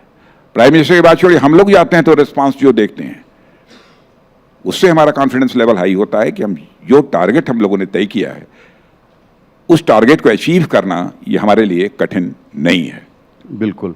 आपने लोकतंत्र और विपक्ष की भूमिका के बारे में, और जो कि एक निराशाजनक सी भूमिका है ऐसा बहुत लोग मानते हैं, आपने जिक्र किया उसका। लेकिन मैं आप पर ये इल्ज़ाम लगा सकता हूं कि आपकी पार्टी तो लार्जेस्ट इंपोर्टर है विपक्षी नेताओं की। विपक्षी नेताओं का इंपोर्ट बीजेपी बहुत ज़्यादा कर रही है। नहीं, विपक्षी नेताओं में भी बहुत सारे ऐसे लोग हैं जो चाहते हैं कि देश आगे बढ़ना चाहिए और उनको लगता है कि उनकी पार्टी इस समय देश को आगे ले जाने की स्थिति में नहीं है, और अकेले यदि कोई पार्टी है तो भारतीय जनता पार्टी ही देश को आगे ले जा सकती है, एनडीए ही देश को आगे ले जा सकती है, और under the leadership of the prime minister Narendra Modi ही यह देश आगे जा सकता है। इसलिए वो स्वाभाविक रूप से चल कर आ रहे हैं। ऐसे लोगों का स्वागत है। एक राजनीतिक कार्यकर्ता के रूप में मैं जानना चाहूँगा आपसे कि विपक्ष इस तरह से फेल क्यों हो रहा है? मजबूत विपक्ष सबको चाहिए। नहीं, ये बहुत चिंता का विषय है। हेल्दी डेमोक्रेसी में विपक्ष भी सशक्त होना चाहिए, हमारी यह निश्चित धारणा है। लेकिन विपक्ष जिस तरीके से कमजोर हो रहा है उसके लिए अन्य कोई जिम्मेदार नहीं है, विपक्ष स्वयं इसके लिए जिम्मेदार है। जी, एक और जिज्ञासा है, वो ये कि बीजेपी हर चुनाव में बिल्कुल आखिरी वोटर, आखिरी बूथ तक जो मेहनत करती है उसमें बहुत कुछ इनोवेट करती है। चुनाव प्रचार से लेकर के वोटर को लाने तक, और जिन सीटों को नहीं जीत पाए अभी तक उनको जीतने तक। उस बारे में क्या नया इस बार आप लोगों से हम लोग अपेक्षा करें? देखिए, हम लोगों का अपने जो भी ग्रास रूट पर काम करने वाले कार्यकर्ता हैं उनसे भी यही आग्रह रहता है कि आम जन तक पहुंचने की आपकी कोशिश होनी चाहिए, उनसे बातचीत लगातार चलती रहनी चाहिए। हम लोग यहाँ तक सबसे निचली इकाई में पन्ना प्रमुख हमारा होता है, पन्ना प्रमुख बोलते हैं, माने उसके पास 10-15 ऐसे घर होते हैं, केवल 10-15 घरों में रहने वाले परिवार के सदस्यों से उसको संपर्क करना है, उससे डायलॉग बनाकर रखना है, उससे बातचीत करके रखना है, वह काम करता है। माने टॉप टू बॉटम जो हमारा सिस्टम है वो बहुत ही स्मूथ है, बहुत ही इफेक्टिव है। बिल्कुल। एक चीज़ और, आपने कहा पन्ना प्रमुख, उसके आगे हमने तो ये सुना कि अब लाभार्थी प्रमुख तक कि जो बेनिफिशियरीज हैं, और ये एक प्रकार का सेक्युलराइजेशन हो गया है वोटर का। नहीं, जो बेनिफिशियरीज हैं, जो लाभार्थी हैं, उन तक भी वही पहुंचता है उन तक जी। और इस हद तक हम लोगों ने चिंता की है, जिनको गवर्नमेंट की स्कीम की बेनिफिट मिलनी चाहिए वह बेनिफिट मिलने से कोई छूट न जाए, इसलिए एक संकल्प यात्रा हम लोगों की प्रारंभ हुई थी, आपने देखा होगा। और जगह जगह जाकर सभी लोगों से ये पूछ रहे हैं, आप कहीं छूट नहीं गए? जिसको प्राप्त होना चाहिए लाभ सरकार की योजनाओं का, ऐसा तो नहीं है उससे कोई वंचित रह गया, कोई छूट गया। इस हद तक चिंता कर, कोई वंचित रह गया तो तुरंत वहीं पर उसको वो असिस्टेंस प्रोवाइड की जाती है। जी बिल्कुल। आपने आज एक बहुत इम्पॉर्टेंट बात कही और बहुत डिटेल में आपने मीडिया आलोचना और देश का जो सोशल कंसेंसस होता है उसके बारे में बहुत रोशनी डाली है, और मुझे लगता है एक नई चर्चा देश में शुरू करेगा। इस जानबूझ के किया है मैंने, आई कैन सी दैट। मैं जानता हूँ डिफेंस समिट में आप लोगों ने एक्सपेक्ट नहीं किया होगा, लेकिन जानबूझ कर किया है मैंने। बिल्कुल। और शायद वो जाना बुझा कारण ये है कि भारत में बहुत लोगों को, जो आज आपने बहुत ढंग से आर्टिकुलेट किया, इस बात का रियलाइजेशन नहीं है कि कंसेंसस में बदला क्या है, पुराने एलिट किस तरीके से बेदखल हो गए हैं और इसको पचाने में दिक्कत हो रही है। एक प्रश्न आपकी कंस्टिट्यूएंसी के बारे में भी मैं पूछना चाहूँगा, बल्कि उसके पहले जो मैंने विपक्ष का और आलोचना का जिक्र किया, वो आप लोग कितने सेंसिटिव हैं, कितने रिस्पॉन्सिव हैं। इसका एक उदाहरण ये है कि आसनसोल से एक कैंडिडेट दिया और उसके बाद 48 घंटे के अंदर आप लोगों ने बदल दिया, इसके पीछे क्या सोच रहती है? सोच तो यही है कि हेल्दी डेमोक्रेसी में कोई हमारा कार्यकर्ता हो, कोई व्यक्ति हो, ऐसा कुछ उसके द्वारा न किया जाना चाहिए, न बोला जाना चाहिए जो कि डेरिगेटरी हो, अपमानजनक हो, अथवा किसी को हर्ट करने वाला हो, किसी इंडिविजुअल को अथवा किसी सोसाइटी को अथवा किसी सेक्शन को हर्ट करने वाला न हो। यह प्रिकॉशन लेना चाहिए। और इसमें हमको करने की जरूरत नहीं पड़ी, उस व्यक्ति ने स्वयं ही फैसला कर लिया। बिल्कुल, स्वयं ही कर दिया जी। क्योंकि बीजेपी की छवि ये है कि माय वे और हाईवे, तो उसमें पब्लिक का अगर क्रिटिसिज्म आया तो उस पर आप रिस्पॉन्ड करते हैं। ये बात लोगों को लगती नहीं है, लेकिन एक्चुअली मैंने देखा है हमेशा कि फीडबैक आप लोग बहुत ज़्यादा लेते हैं। हाँ, बिल्कुल फीडबैक लेते हैं। बिल्कुल सही बात। अब लखनऊ के बारे में, चूंकि आप सचमुच हेल्दी लोकतंत्र चाहते हैं, तो वहाँ हम लोग सपा और कांग्रेस की मदद करें कैंडिडेट ढूंढने में। नहीं, कैंडिडेट मिलेंगे उन लोगों को, मिलेंगे। और आपका वहाँ का जो रिकॉर्ड रहा है वो है 54% वोट शेयर था आपका 14 में, 57% था 19 में, 24 का 60% मैं टारगेट दे दूं आपको। टारगेट क्या था, तो जनता के हाथों में फैसला है। मैं कोई बहुत धरती पर ही रहकर बराबर कोई काम करता हूं और सोचता हूं, जो जनता को मंजूर होगा वो। एज कैंपेनर आपको पूरे देश में घूमना है, तो लखनऊ में भी आप समय देंगे या जरूरत नहीं है? अभी तक 2009 से लेकर अपनी पार्लियामेंट्री कॉन्स्टिट्यूंसी में इलेक्शन के दौरान जितना समय देना चाहिए मैं कभी नहीं दे पाया।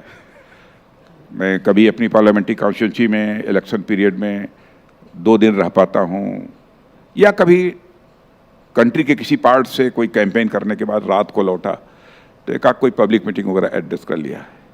मैं अपने को बहुत सौभाग्यशाली मानता हूं कि जिस संसदीय क्षेत्र से मैं लड़ता हूं, जनता का मुझे बहुत प्यार मिलता है, बहुत प्यार मिलता है। जी बिल्कुल। एक आखिरी सवाल और आपसे पूछना चाहूँगा मैं, वो ये कि दक्षिण भारत को लेकर के प्रधानमंत्री मोदी से लेकर के बाकी सारे नेताओं की जो सक्रियता है वो कमाल की है। पहले हम लोग जिस जुबान में बात करते थे वो था कि साउथ वर्सेस नॉर्थ या साउथ एंड नॉर्थ। अब ये साउथ और नॉर्थ का एक अजीब सा इंटीग्रेशन प्लान में देख रहा हूँ बीजेपी की तरफ से। थोड़ा इसके बारे में अगर आप बताएं तो। देखिए, बहुत सारी पॉलिटिकल पार्टी नॉर्थ और साउथ डिवाइड की बात पहले भी करती रही हैं, लेकिन मैं समझता हूं कि अब यह डिवाइड की बात बोलने की हिम्मत कोई नहीं कर पाएगा। और मैंने ऐसा महसूस किया था पहले, साउथ में कुछ लोगों के दिमाग में ये बातें कुछ बैठी भी रहती थी कि है ऐसा कुछ, लेकिन हमारे प्राइम मिनिस्टर की, मोदी जी की जिस प्रकार की अप्रोच रही है, काम करने का जो उनका तौर तरीका है, तो यह डिवाइड की जो फीलिंग वह रहती थी वो लगभग क्या, मैं पूरी तरह से अब समाप्त हो चुकी है। हमारे प्राइम मिनिस्टर के प्रति, हमारी पार्टी के प्रति अब साउथ में बड़ी तेजी के साथ लोगों की रुझान बढ़ी है। और ज़्यादा मेहनत हो रही है उन 2 स्टेट्स में जहां आप लोगों के लिए बहुत बड़ा कठिन रास्ता है, वो है तमिलनाडु और केरल। मेहनत तो हम लोग सभी जगह करते हैं, चाहे वहाँ एक भी सीट आती हो या ना आती हो, वहाँ भी मेहनत करते हैं। यहाँ 100% रिजल्ट हासिल होता है, वहाँ भी मेहनत करते हैं। बिल्कुल। और दूसरा ये है कि अलायंसेस इतने आपके पास हैं, इतने सारे अलाइज हैं, उसके बाद भी आप लोग रुक नहीं रहे हैं। अब पहले नीतीश, फिर नवीन बाबू, और हमको लगता है फिर दक्षिण से भी कुछ ले आएंगे। कितना ग्रैंड से कितना ग्रैंड अलायंस चाहिए? नंबर ऑफ एलाइज उसी के साथ बढ़ेंगे जो जिसका दिल बड़ा होगा। छोटे दिल के पास इतने लोग नहीं जा सकते। तो विपक्ष में बचेगा क्या, और कांग्रेस का सीट टारगेट क्या रखा जाए? कांग्रेस का भी एक सीट टारगेट तय कर लें। नहीं, तो उनको तय करना है। ये तो विपक्षी तय करेगा उनको कितना हासिल करना है। हम तो बिल्कुल एक अपनी पॉजिटिव अप्रोच हमारी रहती है, नंबर ऑफ सीट्स हमारी अधिक से अधिक बढ़ सके। जी बिल्कुल। अधिक से अधिक हम जनता का विश्वास हासिल कर सके, अपना प्रयत्न तो यही रहता है। बिल्कुल। मतलब हम लोगों को डर ये है कि आप लोग कहते थे कांग्रेस मुक्त भारत, लेकिन आप लोग करीब करीब विपक्ष मुक्त भारत बनाने पर लगे हुए हैं। नहीं, हम लोगों ने कहा कभी नहीं, हम चाहते हैं विपक्ष रहे। जी, ये तो उन लोगों की जिम्मेदारी है। बिल्कुल। वो कैसे रहते हैं। हमको 100% सीटें मिल जाएं तब भी हम इस बात की बराबर चिंता करें कि भारत की जो हेल्दी डेमोक्रेसी है उस पर किसी भी सूरत में कोई क्वेश्चन मार्क न लगने पाए, यही हमारी कोशिश होगी। बिल्कुल।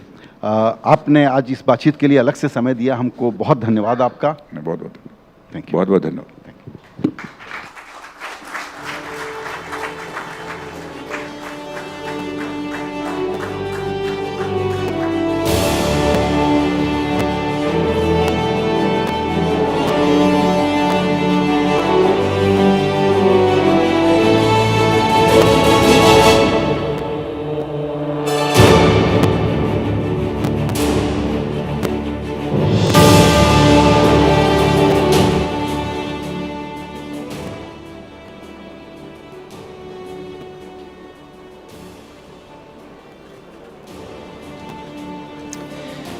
Thank you, Rajnath ji and Mr. Pogalia, for setting the stage for what promises to be a riveting and truly defining summit. Now, as we said at the very outset, the defense of India is serious business. And our first session this morning is Defense 2030, Unleashing Opportunities. May I now invite our Group Executive Editor, Mr. Vishnu Shom, who will be in conversation with Air Marshal Ashutosh Dikshit, the Deputy Chief of the Air Staff, Mr. Samir V. Kamath, Chairperson of the DRDO, Mr. Ashish Rajvanshi, the CEO of Defence and Aerospace of the Adani Group, Mr. Arun Ramchandani, the Head of Defence of Larsen and Toubro. May I invite you to join Vishnu on stage. Vishnu.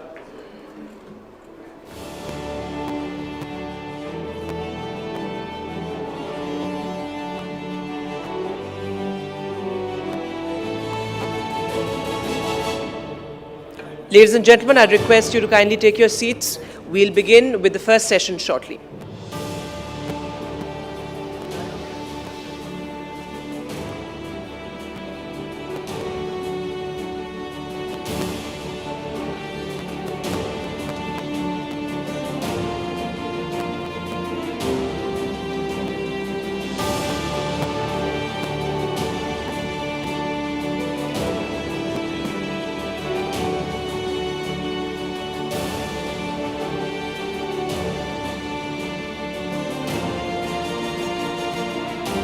All right, we're waiting for our esteemed panel to arrive. As we said at the very outset, the defense of India is serious business, and we discuss all aspects of the future of defense in India at our very first Defence Summit. The first session, of course, is going to be about the potential of defense in India. Can it unleash a plethora of opportunities, employment? What are the challenges? Can India rise to these challenges? We'll discuss all those aspects. We'll get you top voices from India and around the world. And we discuss key aspects of defense in India. The first session, we'll be looking at the growth story as far as defense is concerned in India. Defense in India has truly been redefined, particularly in the last 2 years, with cutting-edge technology and world-class solutions.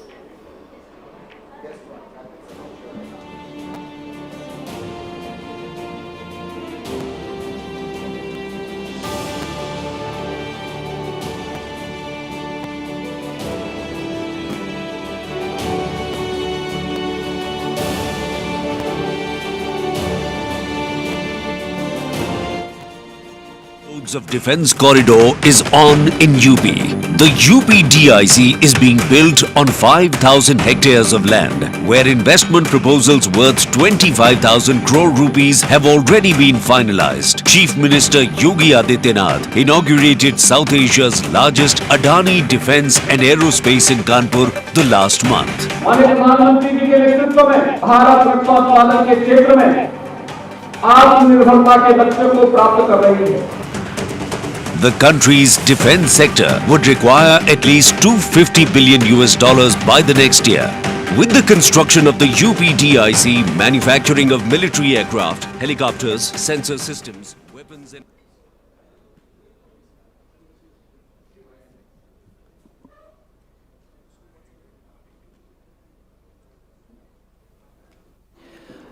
All right, I'd request all of you to kindly take your seats. We begin with our first session now. And as we said at the very outset, the defense of India is serious business. And our first session this morning is Defense 2030, Unleashing Opportunities. Our group executive editor, Vishnu Shom, will be in conversation with Air Marshal Ashutosh Dikshit, the Deputy Chief of the Air Staff, Mr. Samir V. Kamath, Chairperson of the DRDO, Mr. Ashish Rajvanshi, CEO of Defence and Aerospace of the Adani Group, and Mr. Arun Ramchandani, the Head of Defence, Larsen and Toubro. Over to you, Vishnu. Thank you very much, Vedant. Warfare has been redefined in the last 2 years. Drones, new generation missiles, sensors, evolving tactics. India clearly faces new challenges. Are we responsive enough and quick enough to meet these evolving challenges? Are budgetary allocations sufficient? And does domestic industry in our country have the cutting-edge prowess to deliver world-class solutions for the Indian Armed Forces? Now, this session looks at the state of defense today and where we are headed by 2030. We've got a wonderful panel with us, several individuals very, very closely associated with different aspects of defense in our country. Air Marshal Ashutosh Dikshit, Deputy Chief of Air Staff. Thank you, sir, very much for being with us. Samir Kamath, Chairperson of DRDO. Ashish Rajvanshi, CEO Defence and Aerospace at the Adani Group. And Arun Ramchandani, Head of Defence at Larsen and Toubro. Thank you all very much for being with us. Air Marshal, let me come to you first. Warfare has changed in a way that a lot of us would never have thought possible in just the last couple of years. We've seen the impact of drones in the Russia-Ukraine war. We've seen what's taking place off the coast of Yemen right now.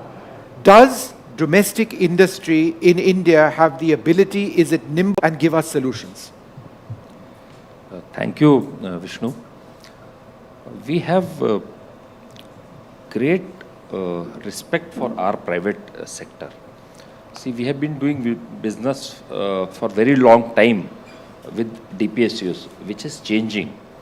And the first example which I want to give you is, if you just look to my left, you will see two private sector people here, and DPSUs are in the audience. See, the nimbleness which is required to get the newest technologies into armed forces, in our services, and their operationalization. That can only happen if private sector comes in. They will have to find a niche area where they can work.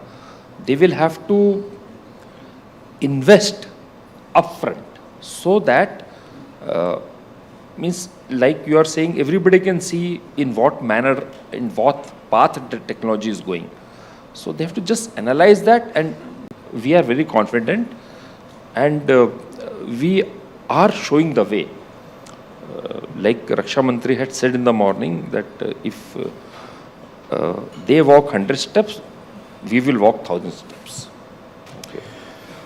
Mr. Kamath, you know, when it comes to defense opportunities and the public sector working with the private sector, there's the entire issue of the transfer of proprietary technology, knowledge, and this fulfills several requirements. A, we are a growing system. We need to expand the availability of systems. We need to open up new facilities for manufacture. How willing is the DRDO to transfer state-of-the-art technology to private industry? We've seen some excellent examples of this working recently. For example, the VSHORAD system. We're also looking very closely at the next generation of drone launch weaponry as well. These are some examples of weapon systems. But in terms of the partnership and how manufacture can be stepped up, could you share your thoughts? So in DRDO, we don't distinguish between private sector and public sector. We give equal opportunity to both. Our technologies are open. We have done so far 1,700 plus TOTs, both to private sector as well as public sector. Our patents are open to both private sector and public sector. And in fact, I can say that out of our 1,700 TOTs, 80 to 90% are to the private sector. So I don't see any, in fact, I can say I agree with what Air Marshal Dikshit said, that the private sector is now contributing fully to the defense ecosystem, but we need to bring in more startups where the nimbleness will come. See, the larger companies can play a role in integrating larger systems, but the nimbleness will come from smaller companies. So we have to get more MSMEs and startups to look at these changing technologies. And later that can be acquired by the larger companies and provide support over the entire life cycle. So we need a combination of large companies, startups and MSMEs contributing equally. Only then will we reach a situation which currently, say, exists in the United States or China. You know, Mr. Kamath, since we do have you here, you've been also very closely watching all of these developments around the world in terms of new technologies. The DRDO and the Indian defense setup has invested a lot in legacy solutions, but all of a sudden things are changing. How much of your time goes in looking at the nature of the threats changing, new ideas, new concepts, and seeing what India can do to respond to these? So we spend considerable amount of time looking at what are the emerging technologies. We have set up a group which is addressing what technologies among them will be suitable for us. We are looking at working with our academia as well as startups, using mechanisms as centers of excellence, which we have set up in 15 academic institutions. We have started a scheme called Technology Development Fund, where we are now introduced a scheme which can take up high-end research, which can have a possibility of failure. Earlier, we were only using the Technology Development Fund to support indigenization. So these were older technologies which existed elsewhere. You were just funding a private sector company to make it indigenously. But now, Raksha Mantri has given us the go-ahead technologies, which there is a possibility that some failures can occur too. Yeah. Ashish, one of the Star Wars movies was called The Drone Wars. It's actually amongst us. When we talk about drones, we talk about all sorts of capability, all sorts of systems, and all sorts of costs. The Adani Group is looking very closely at drones, presently and in the future. Could you look at some of the solutions which exist presently in India, because that really builds to what we're trying to do, Atmanirbharta? So see, I was reading an article yesterday which came from one of the Keynote professors in the US, and what he mentioned was one of the key learnings which came out of Russia, Ukraine and Israel-Hamas is we cannot be looking at the war in the same legacy manner, what it used to be over the last many decades. And one of the examples which he quoted was the era of the helicopters is over. And it's a big statement which came out in the media that there were more than 100 helicopters which were shot down by drones and the short-range air defense in Russia, Ukraine, and more than 60 plus on the Ukraine side. So I think we also have to go back to the whiteboard and see how the future is going to look like. One is around miniaturization and the use of some of these technologies, which is a combination of drones plus short-range air defense plus ammunitions. And the second more important part is the use of data, because end of the day, we are going to move from the kinetic war to information warfare. And what we as a country, what we as a company are also trying to do is how do we continue to transition, because every platform is a carrier of information. And if I have to go back to my customer, Air Force or Army, I cannot be talking about just, let me give you this platform or that platform. I need to give him insights which are going to help him take the right decisions.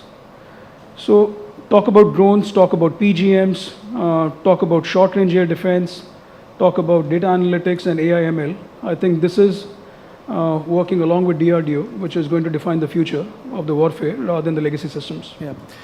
Mr. Ramchandani, before we talk about the brilliant work that Larsen and Toubro has been doing over the years, would you like to tell us a little bit about how you see naval warfare evolving? Just in the last 48 hours, we've seen yet another major Russian surface combatant being sunk by drones.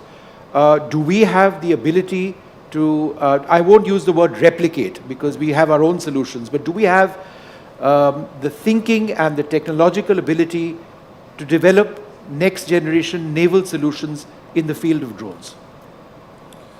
So certainly we do have the capabilities.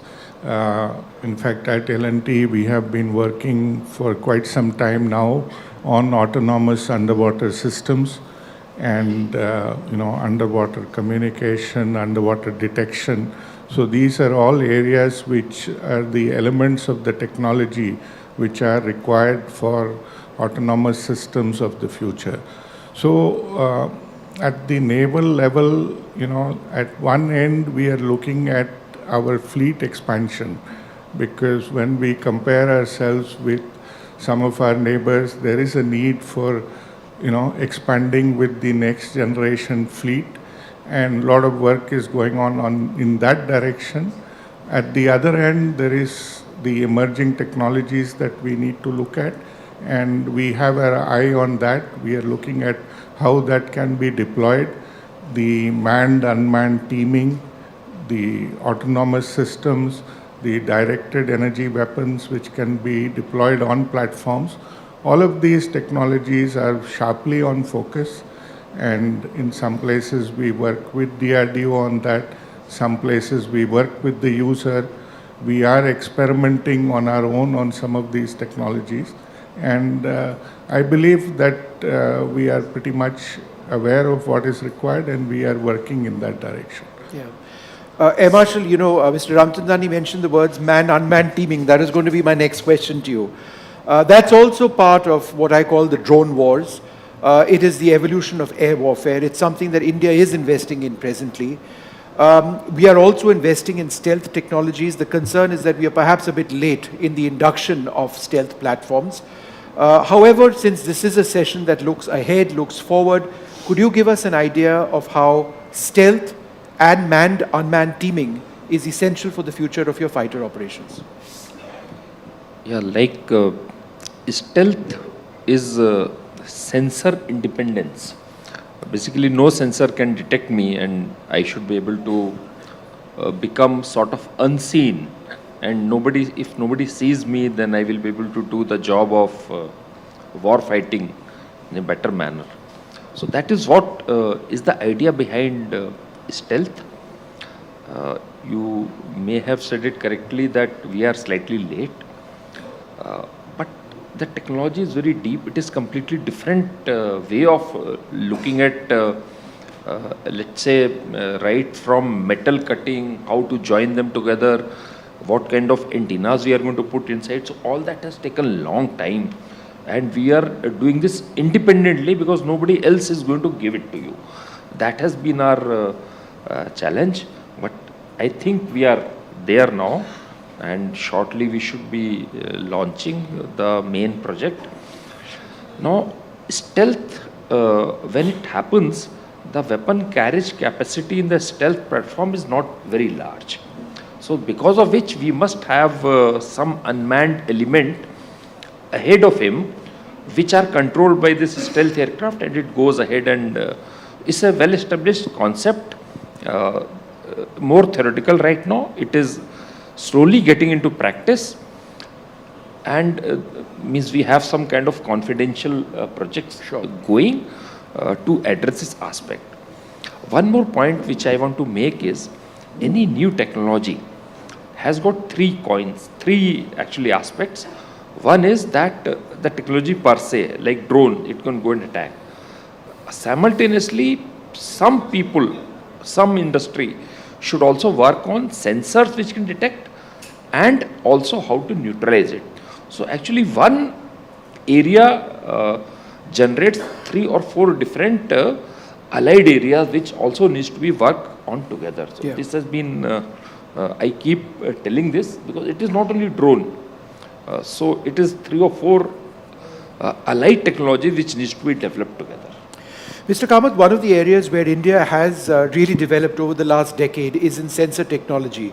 If you look at an entire generation of air search radars, if you're looking at surface-to-air missile systems, not just the missiles but also the sensors which detect incoming threats, We have a policy of tiered defense, and we have sensors which have really evolved.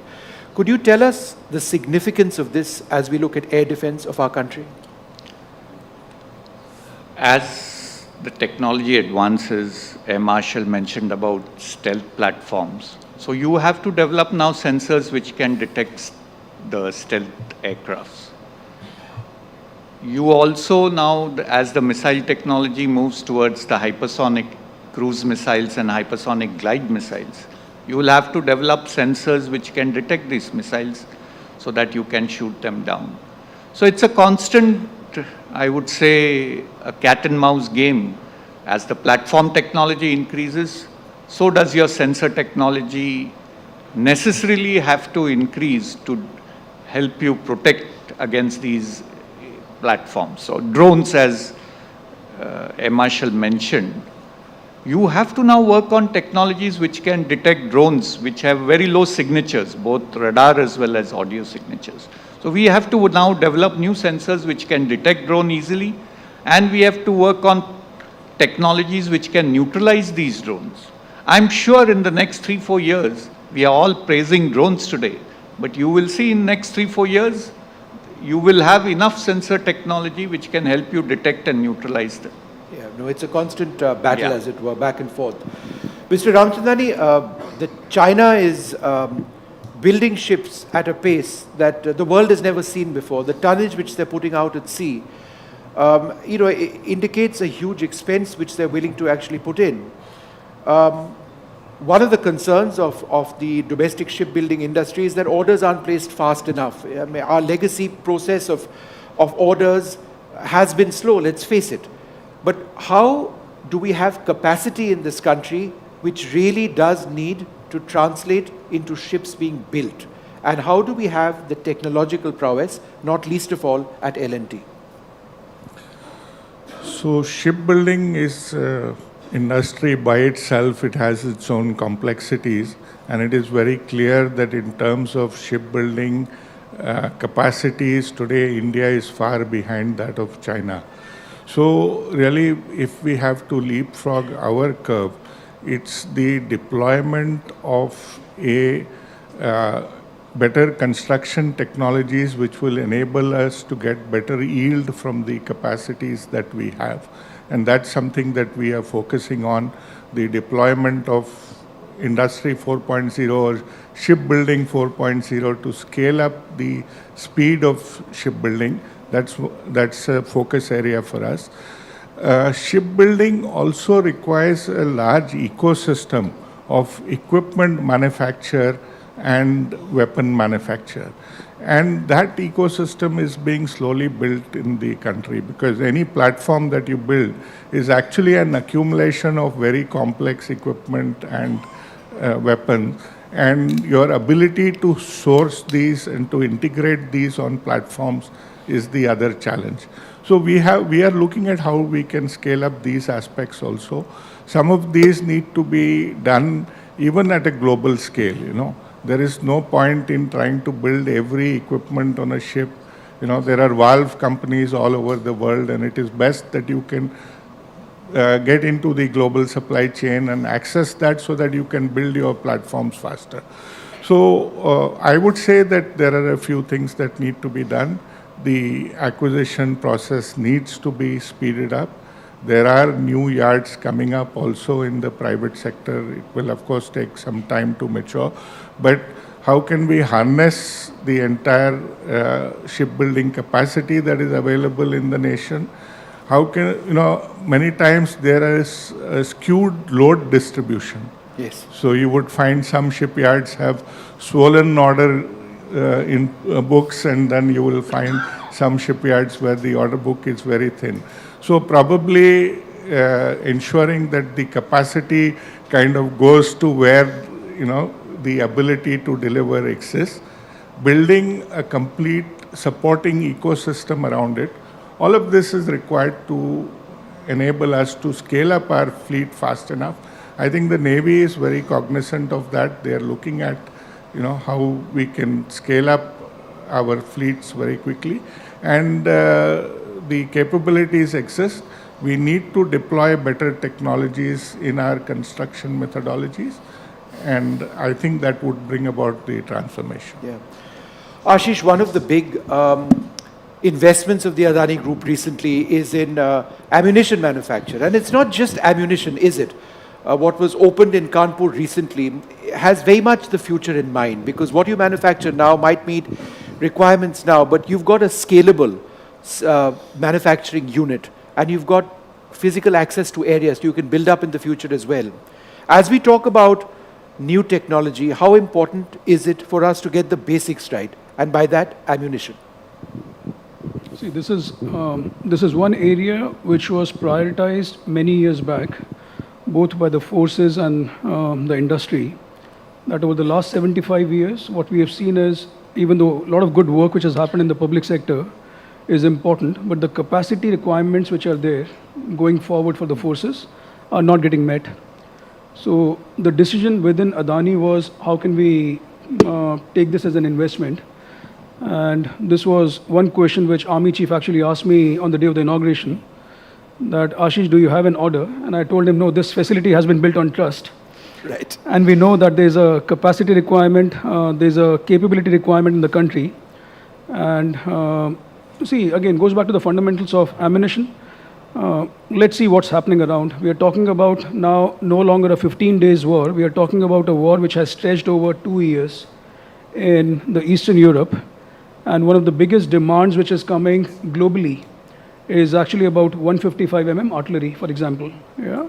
We are talking about Israel-Hamas. Yeah? We are talking about the conflicts in Eastern Africa.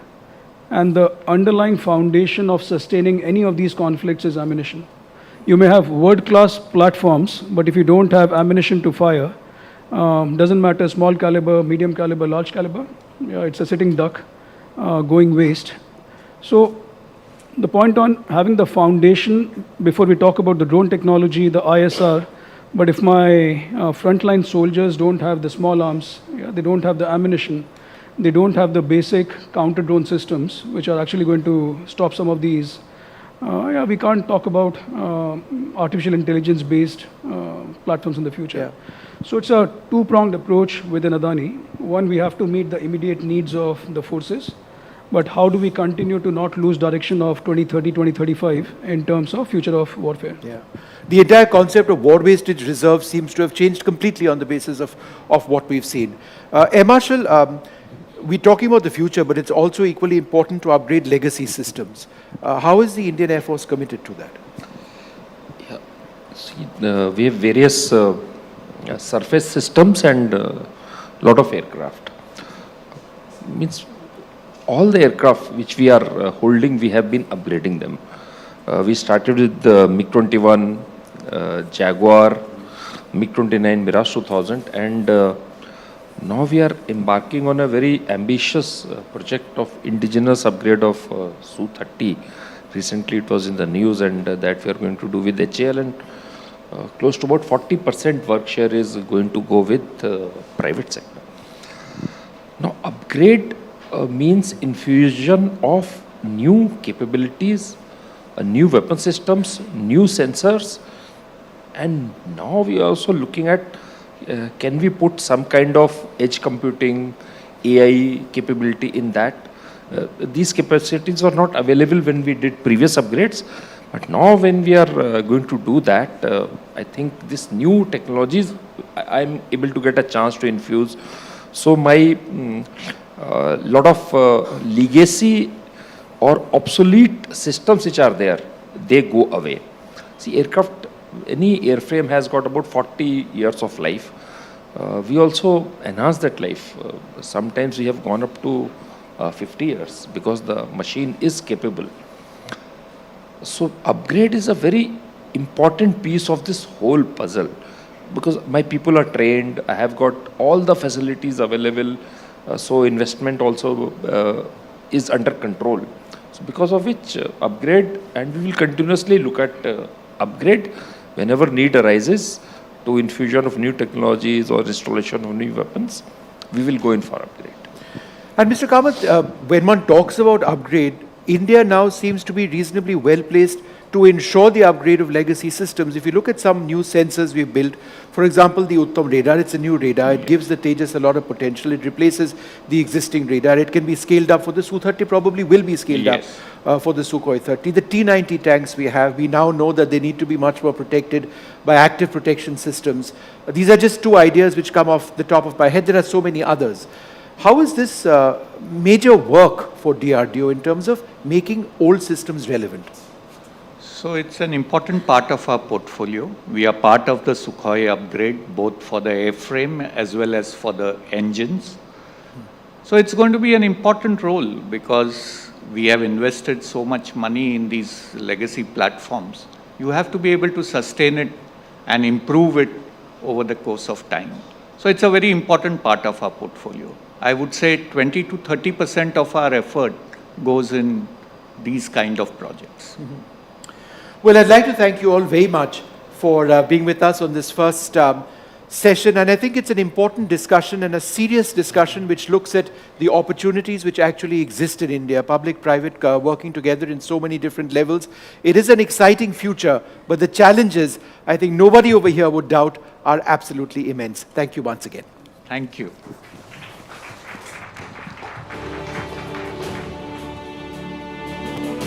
A photo, sir. Careful.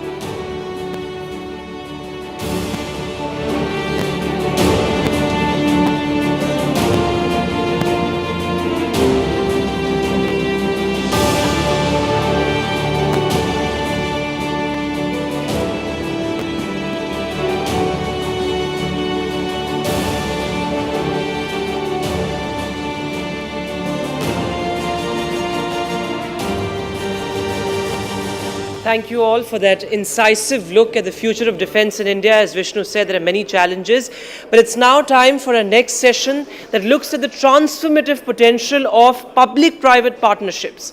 May I now invite our political editor, Vasudha Venugopal, who will be in conversation with the Air Chief Marshal, R.K.S. Bhadoria, the former Chief of the Air Staff and advisor to the Uttar Pradesh government on defense and the industrial corridor, Air Chief Marshal N.B. Singh, the Principal Advisor to Bharat Forge Defence and Aerospace. Hello, ladies and gentlemen. For years, the Indian defence sector has been dominated by defence public sector units which have worked independently, by and large, from private players, both Indian and international. That model, some would say, has had limited success since the true potential of the Indian private sector in India's defence could never be realised. But given the challenges that India faces today, the expanded opportunities now being afforded to Indian and international defence firms, and the transformative potential of public-private partnerships in defence is beginning to show incredible potential. To discuss this with me today, I'm joined by Air Chief Marshal R.K.S. Bhadoria, former Chief of Air Staff. Thank you, sir, for joining us. He's also the advisor to UP government on Defence Industrial Corridor. We have Air Vice Marshal N.P. Singh, who is the Principal Advisor to Bharat Forge Defence and Aerospace. Thank you, sir. And Mr. E.P. Jayadeva, who's Director Operations at Hindustan Aeronautics Limited. Thank you so much for joining us on this. Starting with you, Air Chief Marshal R.K.S. Bhadoria, sir. We have heard so much about this UP Industrial Defence Corridor. Tell me, how are these different nodes that are connecting UP so essential and critical to building of this corridor, which is not just attracting ventures, joint ventures, but also focusing so much on innovation? Okay, in UP Defence Corridor, essentially there are 6 nodes. That's Kanpur, Lucknow, Agra, Aligarh, Jhansi, and Chitrakoot. And location-wise, they are well chosen. They are very well connected with some expressway next to each. Each place is connected with the airport. So the connectivity level, the flow of logistics, and the basic essentials are in place. And the government itself is providing rest of the basic infrastructure in terms of road to the boundaries, electricity, water, and the security.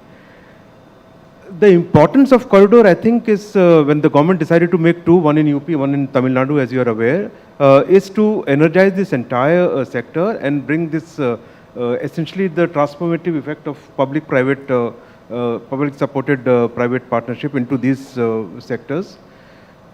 From UP perspective, where we are today, I think we are in good space. Already 41 companies have been allotted land in these 6 places.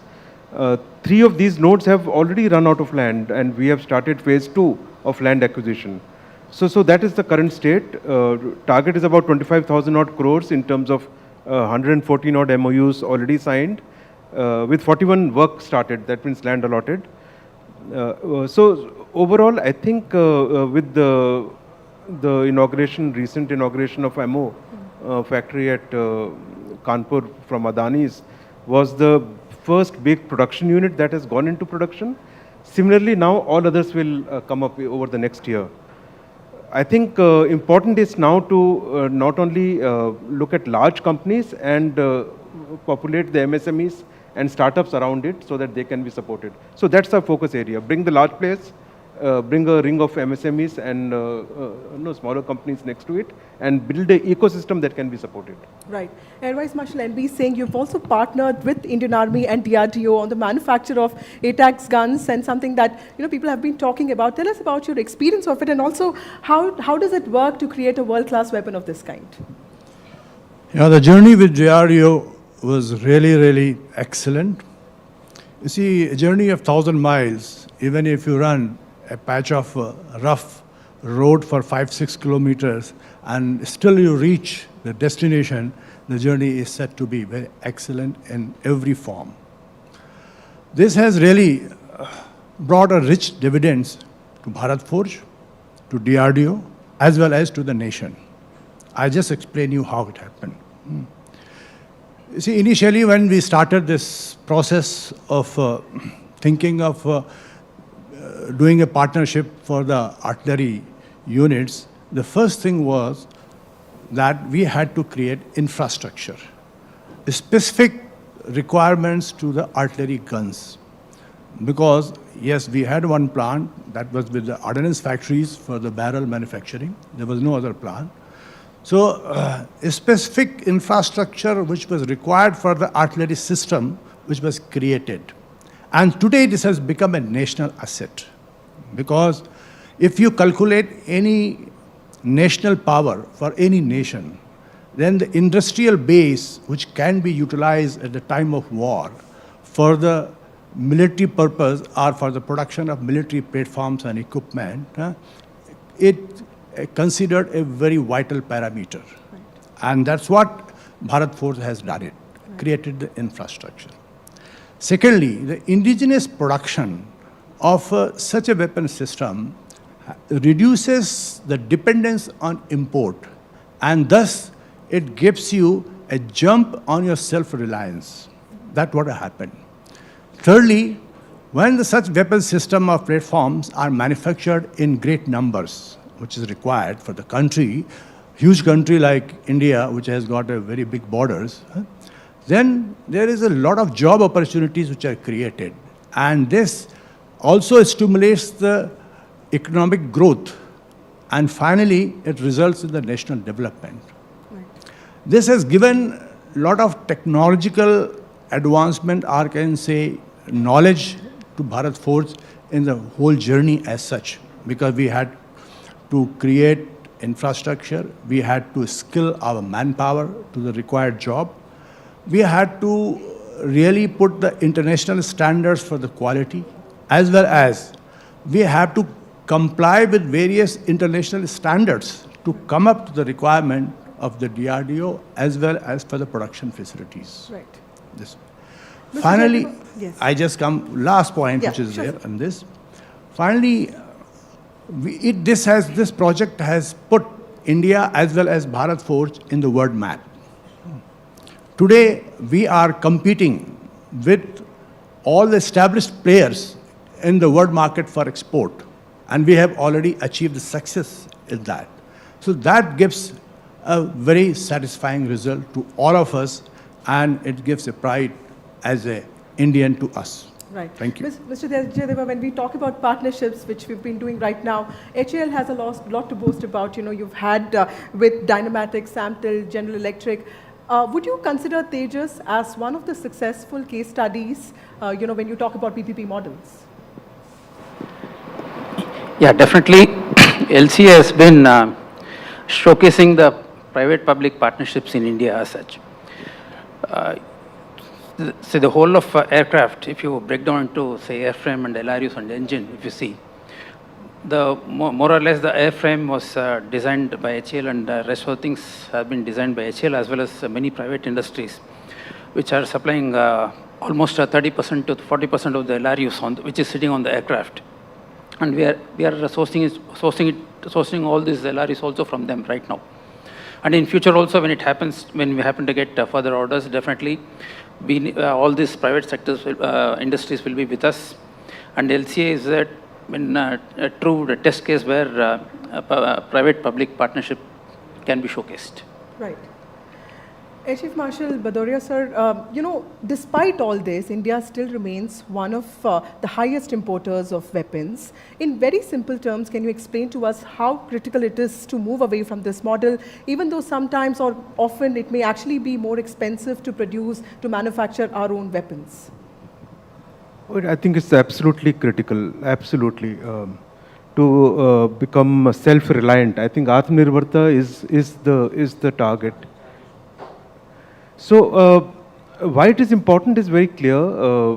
We have spent about 6 decades in our previous licensed manufacturing kind of regime, and we got trapped so badly in it that we never stepped out or we never ventured out. Now, last 10 years have been absolutely transformative. So we have seen the result of that in terms of policy changes, in terms of enabling the private sector to come in, and really change the entire ecosystem in defense and aerospace production. We are still far away from Atmanirbhar. A lot of progress has taken place in terms of Make in India, but I think the crux lies now in concentrating on the R&D aspect. And we have to really get to design in India and then make in India. I think that differentiation now needs to be brought in. And that is only possible when, like in the previous session also, it was touched upon and focused upon. When you really involve the startups, that is where technology innovation and new technology generation. So the big private players need to bring them into the loop of technology development, and PSUs and all the private players involved should help Indian technology to scale up and productionize and get into our systems. Unless you have control, you become an integrator and you have a large component of your own technologies into that system, be it whatever, weapon system or aircraft. That is when we'll become kind of self-reliant. You've seen what happens when there is a war conflict scenario. Russia-Ukraine, you see our supply chains, how badly got interrupted. Overall, in the time to come, if we have to face China, this target of self-reliance is absolutely essential. Right. So I think whether we should be there is no doubt at all. It is only a question of how fast we should go, and all the energy should be towards design and development is my focus. So taking this forward, Air Vice Marshal N.B. Singh, so one of the areas where Bharat Forge has been offering solutions to the Indian Armed Forces is infantry mobility through high-end mine-protected vehicles. Does this have the potential of reducing India's dependence on imports? Yes, certainly it has. And it has the full potential for reducing the dependence on the import, as well as, and it has got export potential also. How I will say, just explain you how it is important to reduce the import and how this program has started. You see, Indian Army operates in a very diverse terrain. So when we started designing and developing this vehicle, we had to take feedback from them, what are the requirements which are so far the terrain is concerned. And secondly, we also went through to suit their operational requirements as such. Okay, what are the operational scenarios they are going to encounter in those terrain areas, so that we could build specific to meet the exact requirement of the army. And I'm happy to inform that we have achieved that. In addition to that, I would also to tell you that its construction is very, very robust, because since it has to be mine protected, it has to be bullet protected on various weapon systems which are there, which can be fired, and we have to protect our personnel as well as the equipment inside. So it is very robust construction. This was possible because Bharat Forge is a specialist so far as alloys is concerned. We know how to give much bigger strength to the alloys and what are the various techniques to increase their strength. And that's why it has been used, so that vehicle has become very rugged and the survivability in adverse conditions have been achieved. That's what it's the main function of that. Next is that we also support it. So far maintenance is concerned, its availability at front areas, availability at the locations which are the border locations, we are supporting them through and through, so that the availability for ops readiness is always maintained. And this has got a very another unique feature, it's got adaptability. You see, the mission requirement for the Army, our Air Force, anything, it can change any time. Sometimes requirement is more personnel, lesser ammunition. Sometimes requirement is more ammunition and lesser personnel, whatever it is there. So they have to adjust according to that. So this design and configuration is very adaptable to that. And that's how we could meet the exact requirement of the Army. And it has certainly, I can say, is reduced the requirement of import quite a bit. Right. Mr. Jayadeva, taking off from there, one of the key concerns for HAL, I understand, is to also speed up the manufacture of Tejas and other forms of aircraft, LCH. What is the potential of hiving off a part of production to private players? See, we have gone are the days when HAL used to be vertically integrated, and then we used to do up to the last nut and bolt. If you take 50 years back, if you go back 50 years back, gone are those days now. See, you take any project which is currently ongoing at HAL, there is a signature of n number of private industries into that. So during the last 2 decades, it used to be through manufacture, like outsourcing of manufacture, print, build to print sort of a concept we used to have. But now we are moving into design of even systems also, systems and LRUs, we are moving into that. Okay, having said that, now coming to the capacities and then rate of production of LC and other helicopter platforms, what we are looking at. There also we have a lot of partners working with us. Instead of naming the people, instead of naming the industries, I can tell you, we have partners working with us on the build of LCA wings, LCA front fuselage, rear fuselage. We have broken down into 3 or 4 major parts, including the fin and rudder, where we get it sourced from different private industries. So it's integration of all the industries within India, which is getting into LCA, build-up of LCA.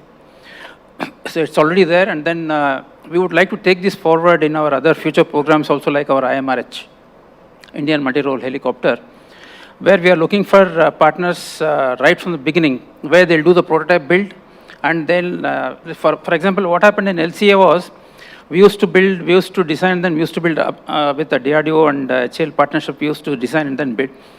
Now we are looking at design of systems and airframe also from private industries.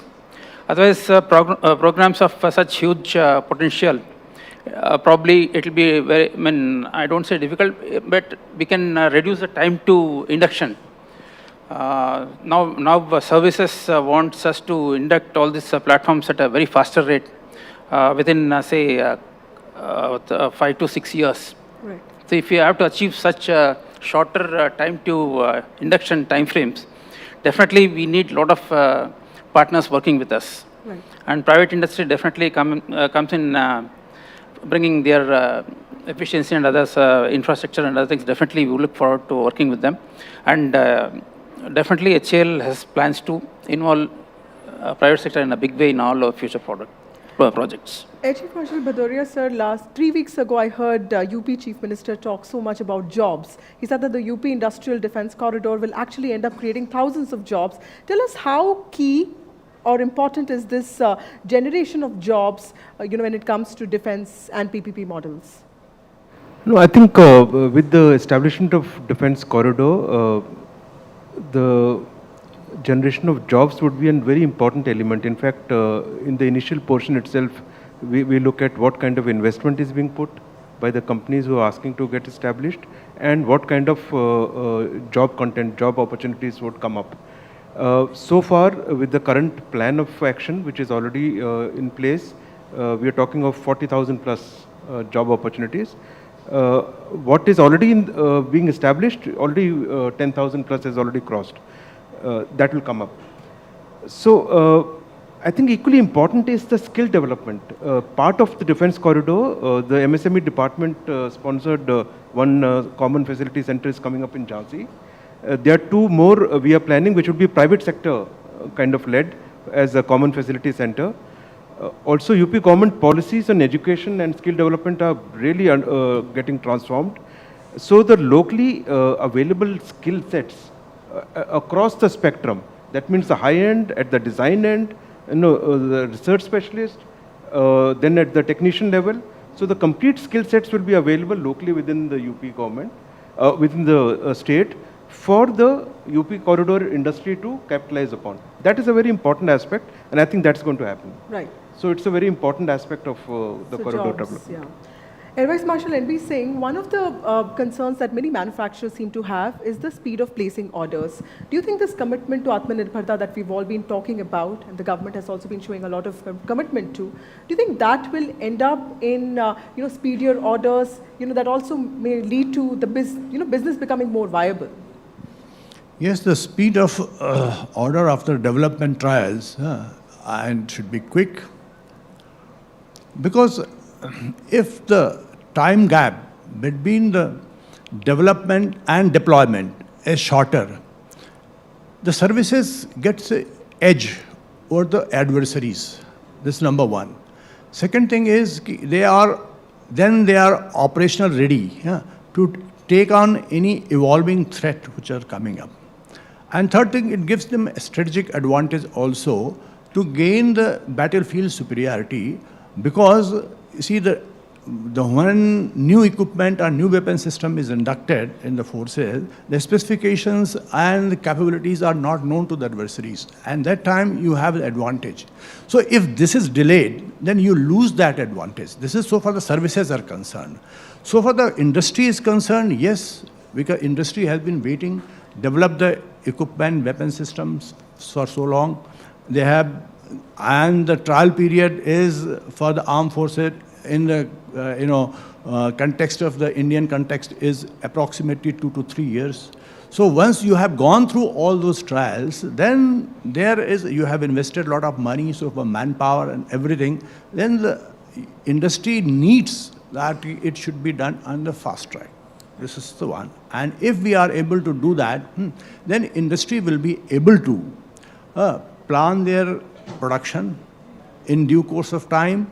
They can plan their resources. They can plan, they skill the manpower which is required for the job as such, and they will be able to supply the equipment in time to the forces. Mr. Jayadeva, given the strategic importance of Atmanirbharta, what changes do you anticipate in the procurement policies? How should they be revised to prioritize fast tracking of projects? See, one of the major initiative we would like to look at is, for example, fast tracking. Basically, what happens, okay, I'll come back to LCA as such. See, we started with the production of 20 numbers in the initial production run. Then we got an order for another 20. Then we got a huge order for 83. See, what happens is, once we get this visibility on such numbers, the industry will be favorable to this, and then supply chain will kick in, and then you will have a lot of efficiencies, and then production rates will be ramped up without any hesitation. So if these numbers are upfront intimated or sort of a letter of intent or such things, then industry, both private as well as public sector, we would be happy to upscale our infrastructure, and then that will help us in efficient supply chains, and also production timelines will be reduced, and then we can ramp up the production and then induct the aircraft or platforms at a faster rate. So now definitely we have support from the government on this front. We got a first quarter numbers of LCA at one go, and then we are also looking at another 97. It's a big number. So such huge numbers definitely will give visibility for the production runs. And both the private sector also probably will be looking for such indications with assured sort of offtake. Definitely this is one initiative which will aid the industry in defense. Just to wrap this up, Air Marshal R.K.S. Bhadoria, sir, many policymakers have pointed out that Atmanirbharta in defense is the right way forward. But unless we create enabling conditions, it might remain a pipe dream. So I'd like to ask this to both of you. What do you think is the future of PPP model, and what are the proactive changes that this sector or this model needs to see? I think future is how we take this transformation. I think very important now is to see all the enabling mechanism and policy support from the government is already in place. Whether you talk of public-private partnership, collaborative approach, TPSUs and private sector working together. So that has to, now we have to start walking the talk. There's a lot of difference between, making what we are saying in seminars and supporting this at all levels. But if you see the ground reality today, we need to now convert it into ground realities. That would happen when private sector increasingly is getting the contract straight away. That would happen when the technology is indigenously developed by our startups and they get supported by our own people, own industry, be it private sector or DPSUs. And that would happen when our own people are investing into startups. At the moment in the startup regime, half the investments are coming from foreign investors. Right. So we have to, I think, start walking the talk, and although the trajectory is positive, it is slow at the ground level. Right. That is the crux. The second issue, I think, is to concentrate on technology development, which I covered earlier, and look at the future. Don't get stuck in legacy systems and making the current better. The future is on drones, UCAVs, right. Manned-unmanned teaming. Your cyber and space was talked about, very important. AI embedded in this. So that aspect, we have to start working now. The industry would need to take a lead in this. And that again, technology development in these areas would become critical. If we keep waiting for services to put orders in this, it will take time. Even services are grappling with what should be our future weapons. By the time that comes out, if the technology development doesn't happen, we would take another 5 years. Right. So we need to do this in parallel. Right. So there has to be industry investment into these futuristic, domains now, and automatically in time to come, this will match up with service, orders coming. So I think these are the focus areas, right, as far as I can think. Right. So your last word. Yeah, in my opinion, first of all, this public-private partnership has been existing since long. It's not a new phenomenon. Like when I was a director BDL and looking after the Akash project, we had 78 vendors. And some of the very big, like L&T was one of my vendors who was making the motors for the missile. And Godrej was another vendor.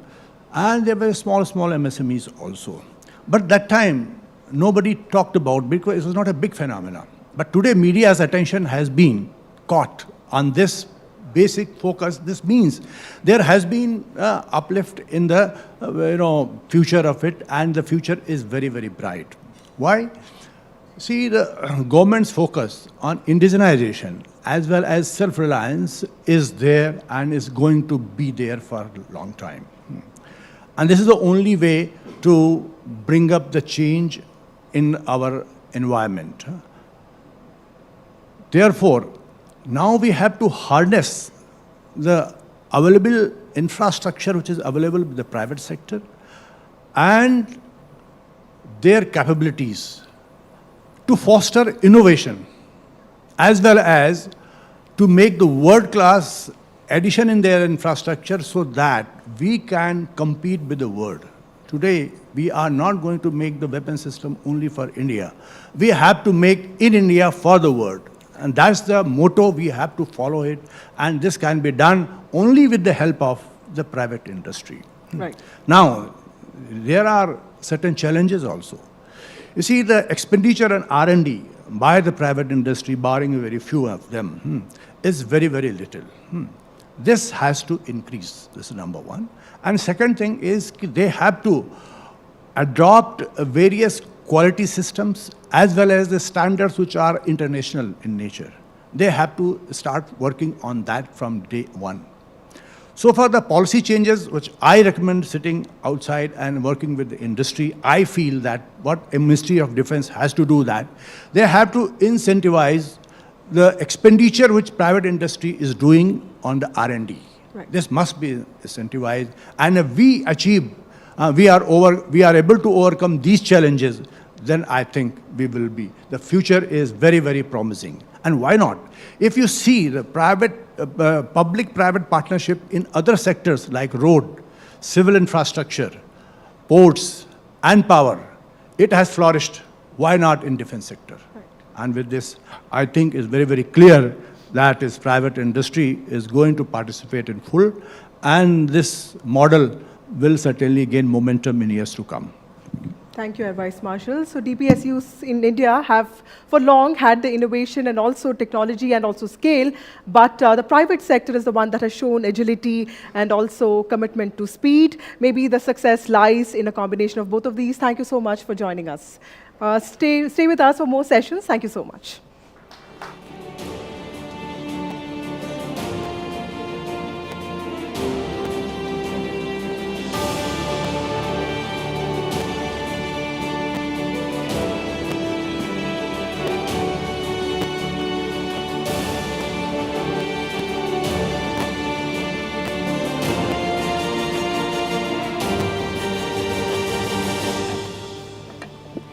Thank you all for that very insightful session. This emphasis on public-private partnership can really change the way we look at defense in India. But moving now to one of our biggest and most crucial sessions, a look at the role of international defense firms in India through the prism of Atmanirbharta. I would like to invite on stage our Executive Editor, National Affairs, Maria Shakil, who will be in conversation with Air Vice Marshal Michael Fernandez, the India Head of the Lockheed Martin, also Matt Spamber, Country Head Saab, Mr. Alain Garcia, the Vice President of the Indian Business Development, Boeing Defense, Space and Security and Global Services, also Mr. Ashok Wadhwan, the Joint President and Head of Land Systems, Adani Defense and Aerospace, and Alexander Slater, the Managing Director of the US-India Business Council. Good afternoon, ladies and gentlemen. India's investment in Atmanirbharta and our existing partnerships with some of the largest and most prominent international defense firms are mutually inclusive. They're not exclusive. And that is because of the model of Atmanirbharta India has selected. And that model certainly brings the best of what the countries around the world have to offer with the model of collaboration, investment and manufacture in India. And this model doesn't just exist for sales of weapons, systems to the Indian armed forces, but also exists to make India particularly an international hub for the manufacture and export of the state-of-the-art in the defense sector. We have a very fascinating panel here, ladies and gentlemen, and these are professionals who come from different parts of the world, Sweden, United States, and of course, Bharat or India. And it's important to highlight their experiences, which is key in making India Atmanirbhar. We have Air Vice Marshal Michael Fernandez here with us. He's India Head of Lockheed Martin. Welcome. Matt Spamberg is Country Head of Saab. Alan Gracia is Vice President, India Business Development, Boeing Defence, Space and Security and Global Services. Ashok Vadhavan is Joint President and Head Land Systems, Adani Defence and Aerospace. And we also have Alexander Slater, Managing Director, US-India Business Council. Gentlemen, thank you so much and welcome for this NDTV Defence Summit. Mr. Vadhavan, I'm going to begin with you, because the India story that we keep talking about, as an Indian company, how do you see the role of foreign firms, the foreign partners, in ensuring that we achieve Atmanirbharta? Yeah, so India's been changing in the last couple of years in defense especially. We've had foreign equipment which has been coming into India and which was imported. But now after our clarion call of Prime Minister, it changed totally with Atmanirbhar coming in. Foreign players actually have to realize that and has to play a major role. And we have been partnering with a couple of them, and we have seen that it makes a lot of difference, not just for India, but for the global. So like we partnered with one of the players, which is a global player, and we got in a technology, or we partnered and got a technology for small arms. But today what we have jointly been able to do is bring out AI into weapon systems, which is not just for here, but designed in India for global markets.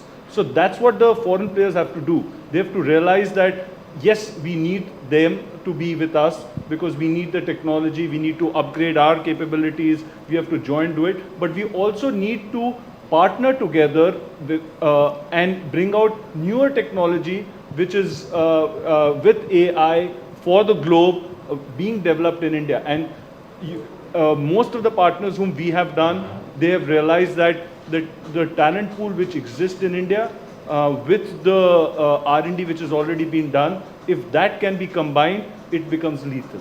So we need them, they need us. But I think it's a joint partnership which India can bring in and develop it for growth. So it's mutual here. Yes. And there's one company which has a very interesting motto. And we have Air Vice Marshal Fernandez to talk about it. For India, from India, for the world. This is the motto of Lockheed Martin. And Air Vice Marshal Fernandez, if selected, how do you see India becoming the world's largest exporter of the most advanced fighter jets, that is the F-16?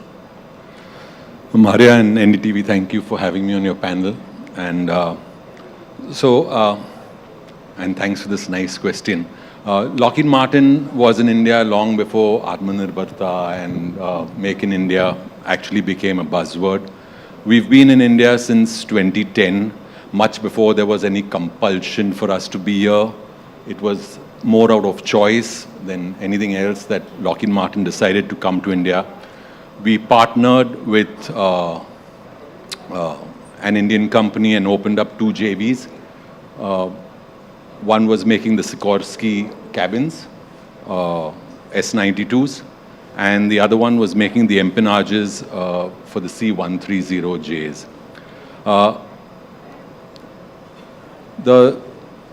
As I see Lockheed Martin setting up shop in India, as Mr. Vadhavan just said, there's no dearth of skill sets in India. We have a very, very good pool of people who can perform very well. And possibly that is the reason why very recently, as recent as last year, we have decided now to start making the F-16 wings, the fighter wings in India. I mean, it's testament to Lockheed Martin's commitment to India in the first place. And the other thing is also an acceptance that there's a great opportunity in India for us. Coming to your question about making in India, make for the world, you know, the F-21 that we are offering India is going to be very India specific. It's going to be catering to every need that India would require from a fighter, and it would be state of the art. More importantly is that once we start manufacturing that in India, the ecosystem that we build in India would then form part of this bigger global ecosystem, which is worth $165 billion, because the F-16 has had 4,700 aircraft made. There are approximately 3,200 flying currently in the world, and that is what makes a difference. Just that ecosystem is what is important. It's not that I'm making it for somebody, but if I have only 200 aircraft flying or 300 aircraft flying, how does the Indian ecosystem then benefit from that? When you have a fleet of these thousands, there's a lot of opportunities that would come to the Indian ecosystem. So this is about opportunities, mutual again, because Absolutely. I think partnership, when you talk about, it is about both the ways. So, Mr. Garcia, this Tata Boeing Aerospace Limited facility, how do you see that shape India's future, particularly to do with the global, as a global aerospace exporter? Well, hey, first, thank you very much for having me on the panel. It's great to be here today.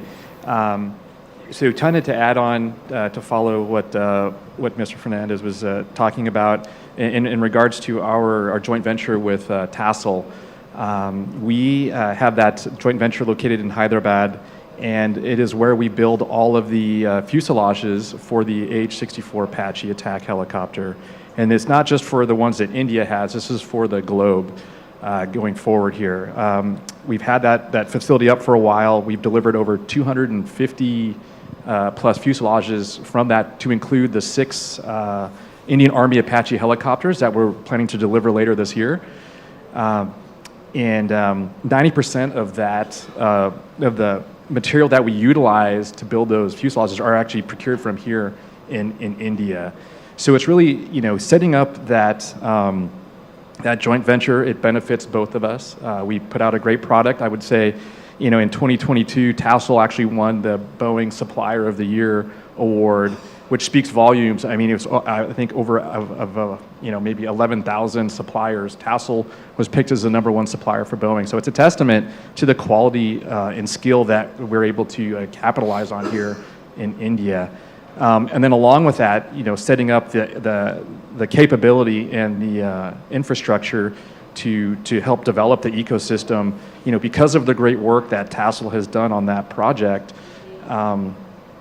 we've actually started manufacturing the 737 vertical fin for our 37 MAX aircraft, also at that facility, right? And so there's added manufacturing capability that we put into that facility, and I think that will just continue to grow as the joint venture continues to produce great quality products. We will continue to invest more in not only that, but that joint venture, but look for other places where we can continue to expand as well. I think it's a great story, and it's something that, again, that just continues to highlight the potential that the defense aviation ecosystem here in India has. The emphasis here, Mr. Pamberg, is on the ecosystem. You have had a long history here in India. Saab has been around. What is the transition that you have seen, and when was that era which India embarked or perhaps started this march towards Atmanirbharta, becoming more than just the buzzword? Thank you for having me to start with. We sold our first product here in 1975, and that's the Carl-Gustaf legacy system that has been around for many, many years.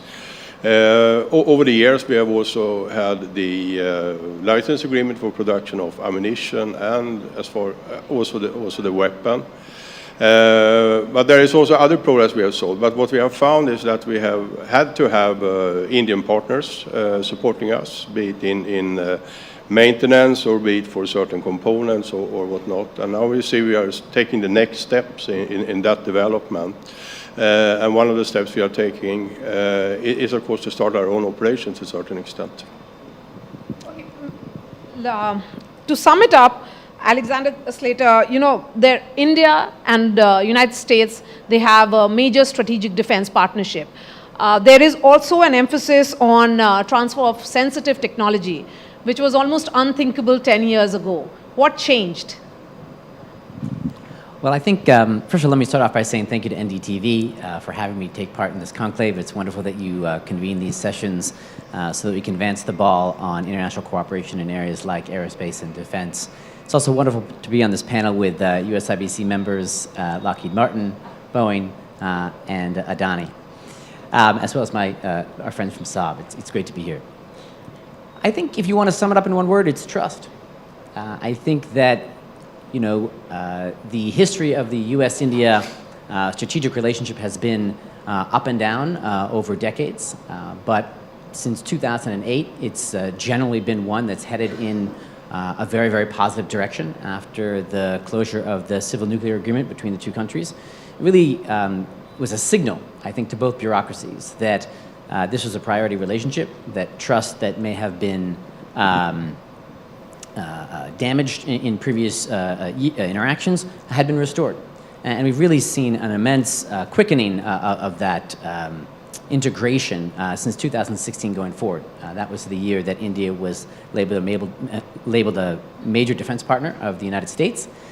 Between 2016 and 2020, 3 major defense agreements were signed that really helped the two governments integrate in areas like communications, logistics, and intelligence and surveillance and reconnaissance. And so these are signals to industry that the demand is going to be there for greater cooperation between the two countries. And industry, I think, has responded. You see that with what happened in June of last year when Prime Minister Modi went to the United States, Washington, D.C. for a state visit, and the joint statement had some incredibly remarkable announcements, including the co-production and co-manufacture of GE F414 engines for Hal's fighter jet, and as well the sort of sale and an MRO for MQ-9B drones from General Atomics. This is, as you rightly highlight, high-tech transfer. This is something that previously had never been done in the relationship, and I think, again, is a testament to the trust that the two governments have worked steadily to build since 2008, with a special attention on it since 2016. There are 2 other areas that I think I should also highlight with respect to this.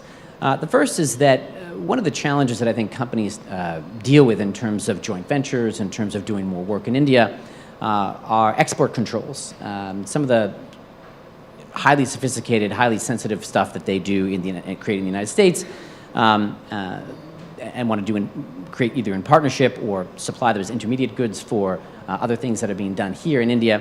The Indian companies say that it's challenging to get access to them. Well, one of the nice things is that in this 2016 to 2020 period, India was identified as a Tier 1 partner under sort of dual-use agreements, and so it's much easier to send dual-use technology to India going forward. And I do know that over the last 6 months, the United States government has sent multiple delegations of folks from the State Department and the Department of Commerce, which administer these export controls, to really help educate folks here at companies about what these export controls mean and how they can work with these authorities to get access to these products. And I think that's going to facilitate enhanced integration. And the other item that I'd like to highlight is the June Defense Industrial Cooperation Agreement. This came about when Secretary of Defense came to India and met with his counterpart here to really close the loop on a roadmap for what the two countries are going to do in the future. And it really was remarkable in its breadth. It really talked about creating a supply chain between the two countries where the United States could get access to equipment, arms, but also services, in particular ship repair and maintenance services. I know that L&T Defense, for example, is already in contract with the United States government and is supplying these services. And that's key because the United States has shown that it's going to make it, over multiple administrations, to pivot to Asia. And its partnership with India is critical to accomplishing this. And then finally, the last thing about building trust is doing more together. When you talk to U.S. military folks What they say is we can talk about doing stuff together, we can plan to do stuff together, but it's actually doing stuff together on the ground that builds trust and that, again, sends a signal to companies like a major US defense primes that they can partner with Indian companies to support those activities. We have the Malabar naval exercises. You had US stalwart support for India during the Galwan encounter in 2020.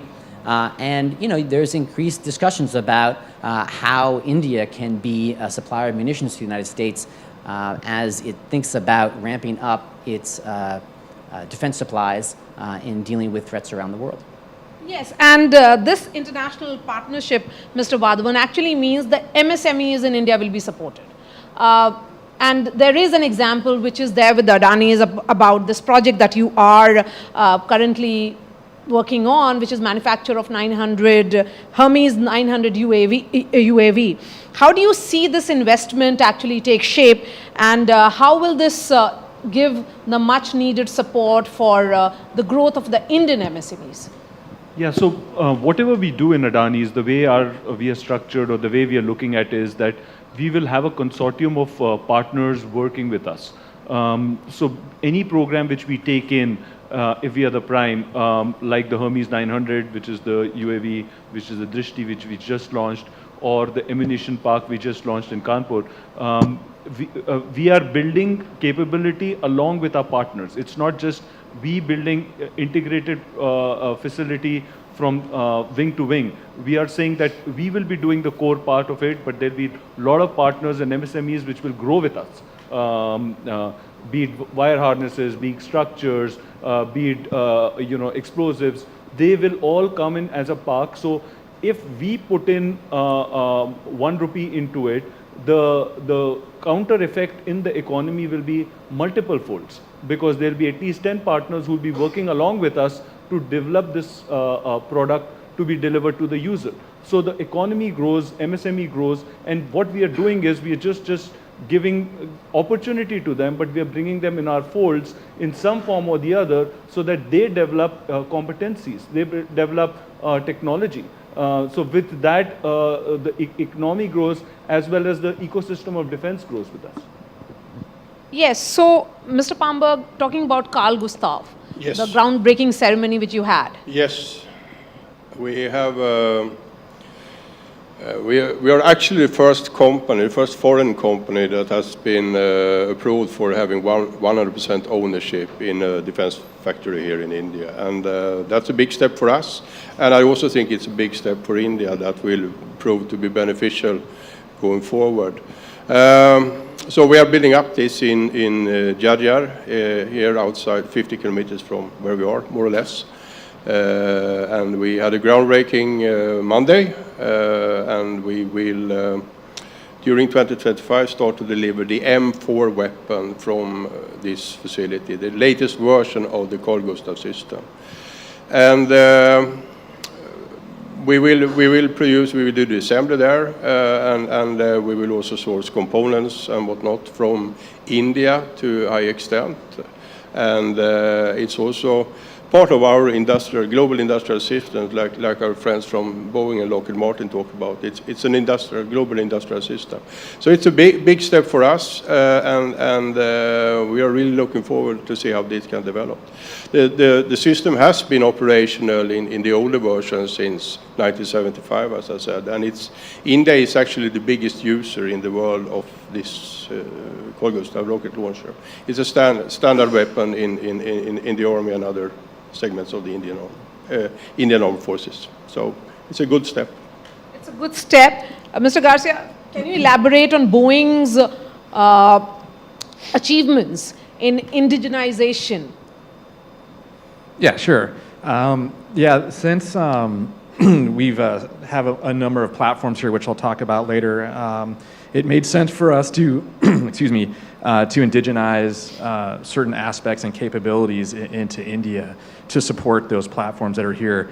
Just in general, though, at a high level, not just focusing on the defense, but just overall, Boeing, is one of the largest, if not the largest, OEM that sources out of India. I think we source over like 1.25 billion US dollars worth of material out of India. And we utilize over 300 suppliers to do that. And I think 25% of those suppliers are MSMEs. So, to the point, you were trying to make about growing that base, I think that really helps our footprint here in indigenizing our capabilities. But one of the other things, too, I'd like to expand on is not just sourcing, or as part of that sourcing, I should say, we utilize a lot of these companies to actually build parts for our aircraft, not just the aircraft that are present here in India, but just our global portfolio. All of our advanced fighters, F-18, F-15, to our advanced jet trainer, the T-7, even our KC-46 tanker and the helicopters that we have in our portfolio, the Apache and the Chinook. We utilize companies here to build wire harnesses, electric panels, even utilizing some of the components that those companies provide to install and integrate into our platforms that are here. So there's a lot of things that we're doing here in country. To Michael's point, we were here, I think, well before the indigenization thing was a thing.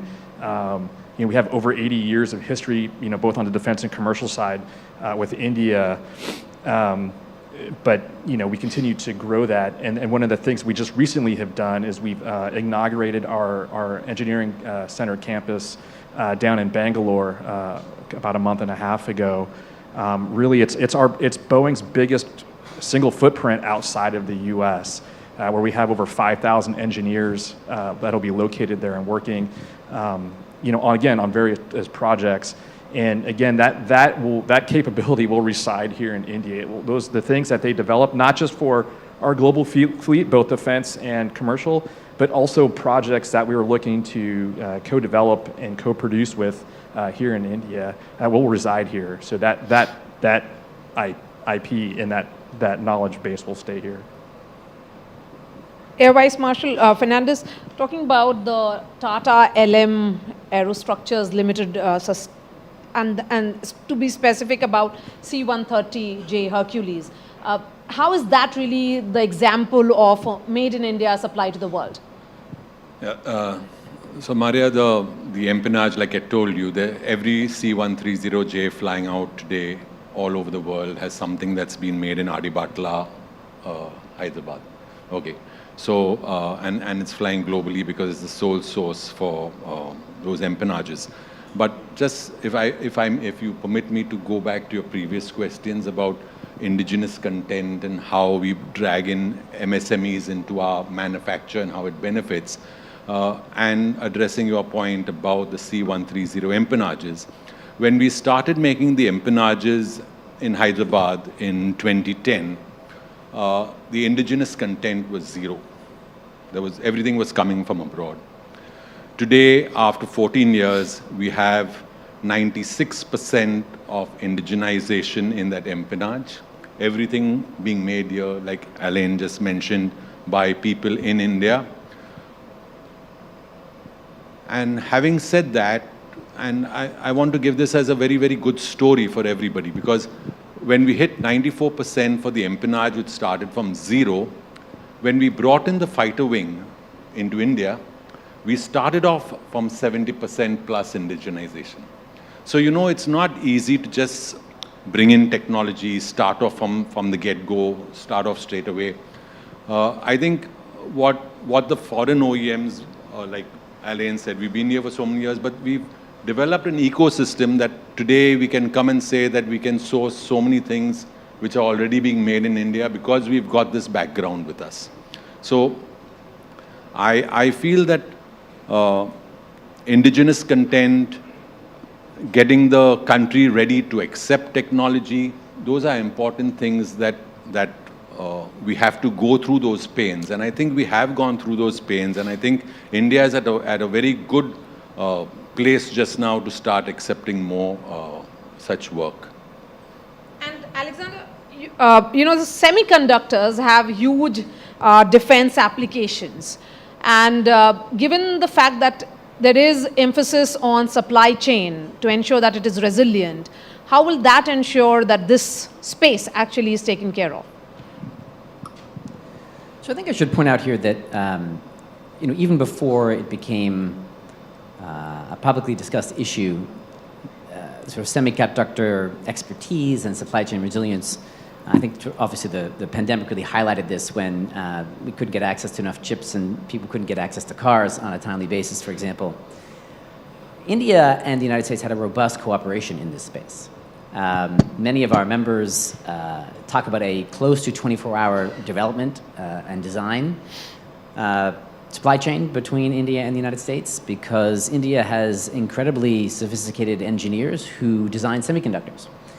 And so I think India has a lot already to take stock of and say, hey, we contribute to a key part of the supply chain in ensuring that there's cutting-edge design for chips, regardless of their application. And many of our members, or US members, for example, have investments in India and facilities here that employ thousands of Indian semiconductor designers. Now, I think the meat of your question really comes to what happened during the pandemic, when it became clear that much of the other two parts of the supply chain, which includes fabrication, a key issue here in India, but also testing, packaging, and assembly, were concentrated in East Asia. Very few countries actually have expertise here. It used to be much more widely distributed, with a significant amount in the United States, for example, but over time it has shifted to East Asia. And it really became apparent to many countries in the world that if they wanted to have access to these critical parts of not just the defense supply chain, but really higher value manufacturing supply chain, there needed to be a more diversified supply of these two parts of the supply chain. And so again, if I want to think back to last year, it was a truly consequential year for the US-India relationship. When Prime Minister Modi was in Washington, D.C., that joint statement made a number of signature announcements about enhancing US-India cooperation in other parts of the supply chain beyond design. Of course, there was additional commitments there. I think there's close to $1 billion of announcements about investments by US companies like Applied Materials, Lam Research, AMD, to enhance skilling and engineering services here in India when it comes to semiconductors, and this is going to result in the more timely fabrication and low-cost fabrication of semiconductors. And I think the signature announcement out of that was the joint venture where the government of India is going to put a lot of money on the table to facilitate Micron's investment of hundreds of millions of dollars in India for a packaging, testing, and assembly plant in Gujarat. Now this is critical. The packaging, testing, and assembly part of the supply chain enables, once wafers are fabricated, it really finishes the product to make sure that it's ready to be input into devices, whether it be defense systems or your iPhone, for example. I'm really bullish on the outcome of this particular part of the supply chain coming here. When you look at the history of semiconductor manufacturing, it really was countries that moved into this packaging, testing, and assembly space that were able to create the larger ecosystem that enabled them to build the suppliers and skill sets that were required to have a fabrication plant. And I know that that is India's ultimate goal, and that the government recently approved a proposal to build a fab here in India with support for it. So I'm optimistic, and what I would like to see is more packaging, testing, and assembly services come to India, because that's really going to diversify the supply chain. Because we've seen countries around the world, whether it's the United States, Europe, or India, or countries in Europe or India, putting huge industrial policy on the table to stimulate the creation of fabs. And so if we see more packaging, assembly, and testing capacity come up in India, I think that's going to really make India a central player in the supply chain. Yes, so if there is a very sound bilateral relationship, how's that impacting Boeing's relationship with your partners here in India? Well, I'll go back to kind of the comment I made about the long history we've had with India in general. We watched the space in the U.S. India bilateral relationships, but even again, I think it really highlighted or kind of hit a high point last year. But I would say, just going to go back and give a little story here. About 12 years ago, I was the leader of the team that helped train and integrate the P-8 aircraft here in India. So I'm a pilot by trade, and we were able to you know, the Indian Navy was the first foreign military customer of the P-8. So it was an honor to help train them and integrate that platform here. I think it's one of the first U.S. platforms that had come into India. And I've watched that relationship develop over the years. And it really is remarkable to see, and all the other, I would say, at least from the Boeing perspective, the Boeing platforms that have come in here. So I think, again, just watching that relationship grow, you know, and Boeing's continued presence here and growing it, I think just speaks volumes about the support that we, along with other U.S. And other foreign OEMs, or at least from the U.S. side, I would say, are just watching and supporting that relationship with India on the defense side. I'll start wrapping up this conversation, and I'll give you the last word, Mr. Wadhawan. The question is about the policies, which have been almost like the centerpiece of the way the Atmanirbhar push has happened in the Modi government in the last 10 years. What are the areas which have been those high points which have led to this massive transition? Yeah, I think if you go back 10 years and you see any of the defense, there were just few private sectors who were playing in this defense sector in manufacturing as such. It was more imported products which were coming in. What changed in the last few years is the whole push of saying it has to be made in India. Then saying, okay, let the technology come in and will be made in India. So that should, or putting that full stop and saying, if it's not made in India, it's not going to happen. And that was the biggest change which took place, which is what I think the private sector got that push and saying, okay, now we know that we will get orders, or we will, if we build something, Government of India will buy. Because, you know, end of the day, you have to have a customer in India, then it can be sold to the world. So if the customer in India now has the faith and knows, and the foreign players know that they have to come with Indian partners and build the capability here, that changes everything. So I think that's the biggest change. The second big major change is for the world, the exports. Like Rajnath Singh in the morning, the defense minister said that, you know, we were, 1,000 crores being exported 10 years back. Today we are 20,000 crores, and it's going to become 50,000 crores, which also changes the policy of the government to push Indian players to get those export orders, making available that opportunity for exports, as well as giving you the licenses to be able to export. So I think both these things have opened a market which has pushed the private sector to build capability and bring in the technology and now start doing R&D.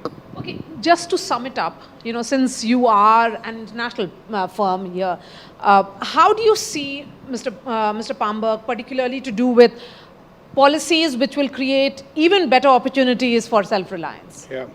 I mean, historically, all the systems we have said have sold here to India, be it from AIS system that is protecting the coast, or be it underwater systems or not. It's been all global buy in one way or another.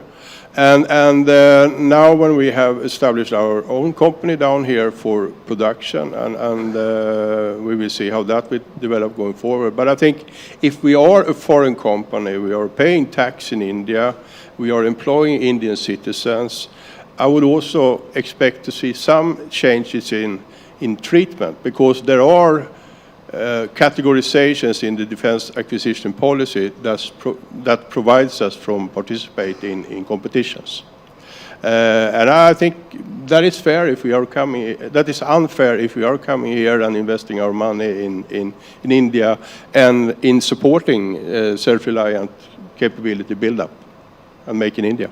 All right, let's end on that note. Thank you so much, gentlemen, for joining us for this Defence Summit of NDTV.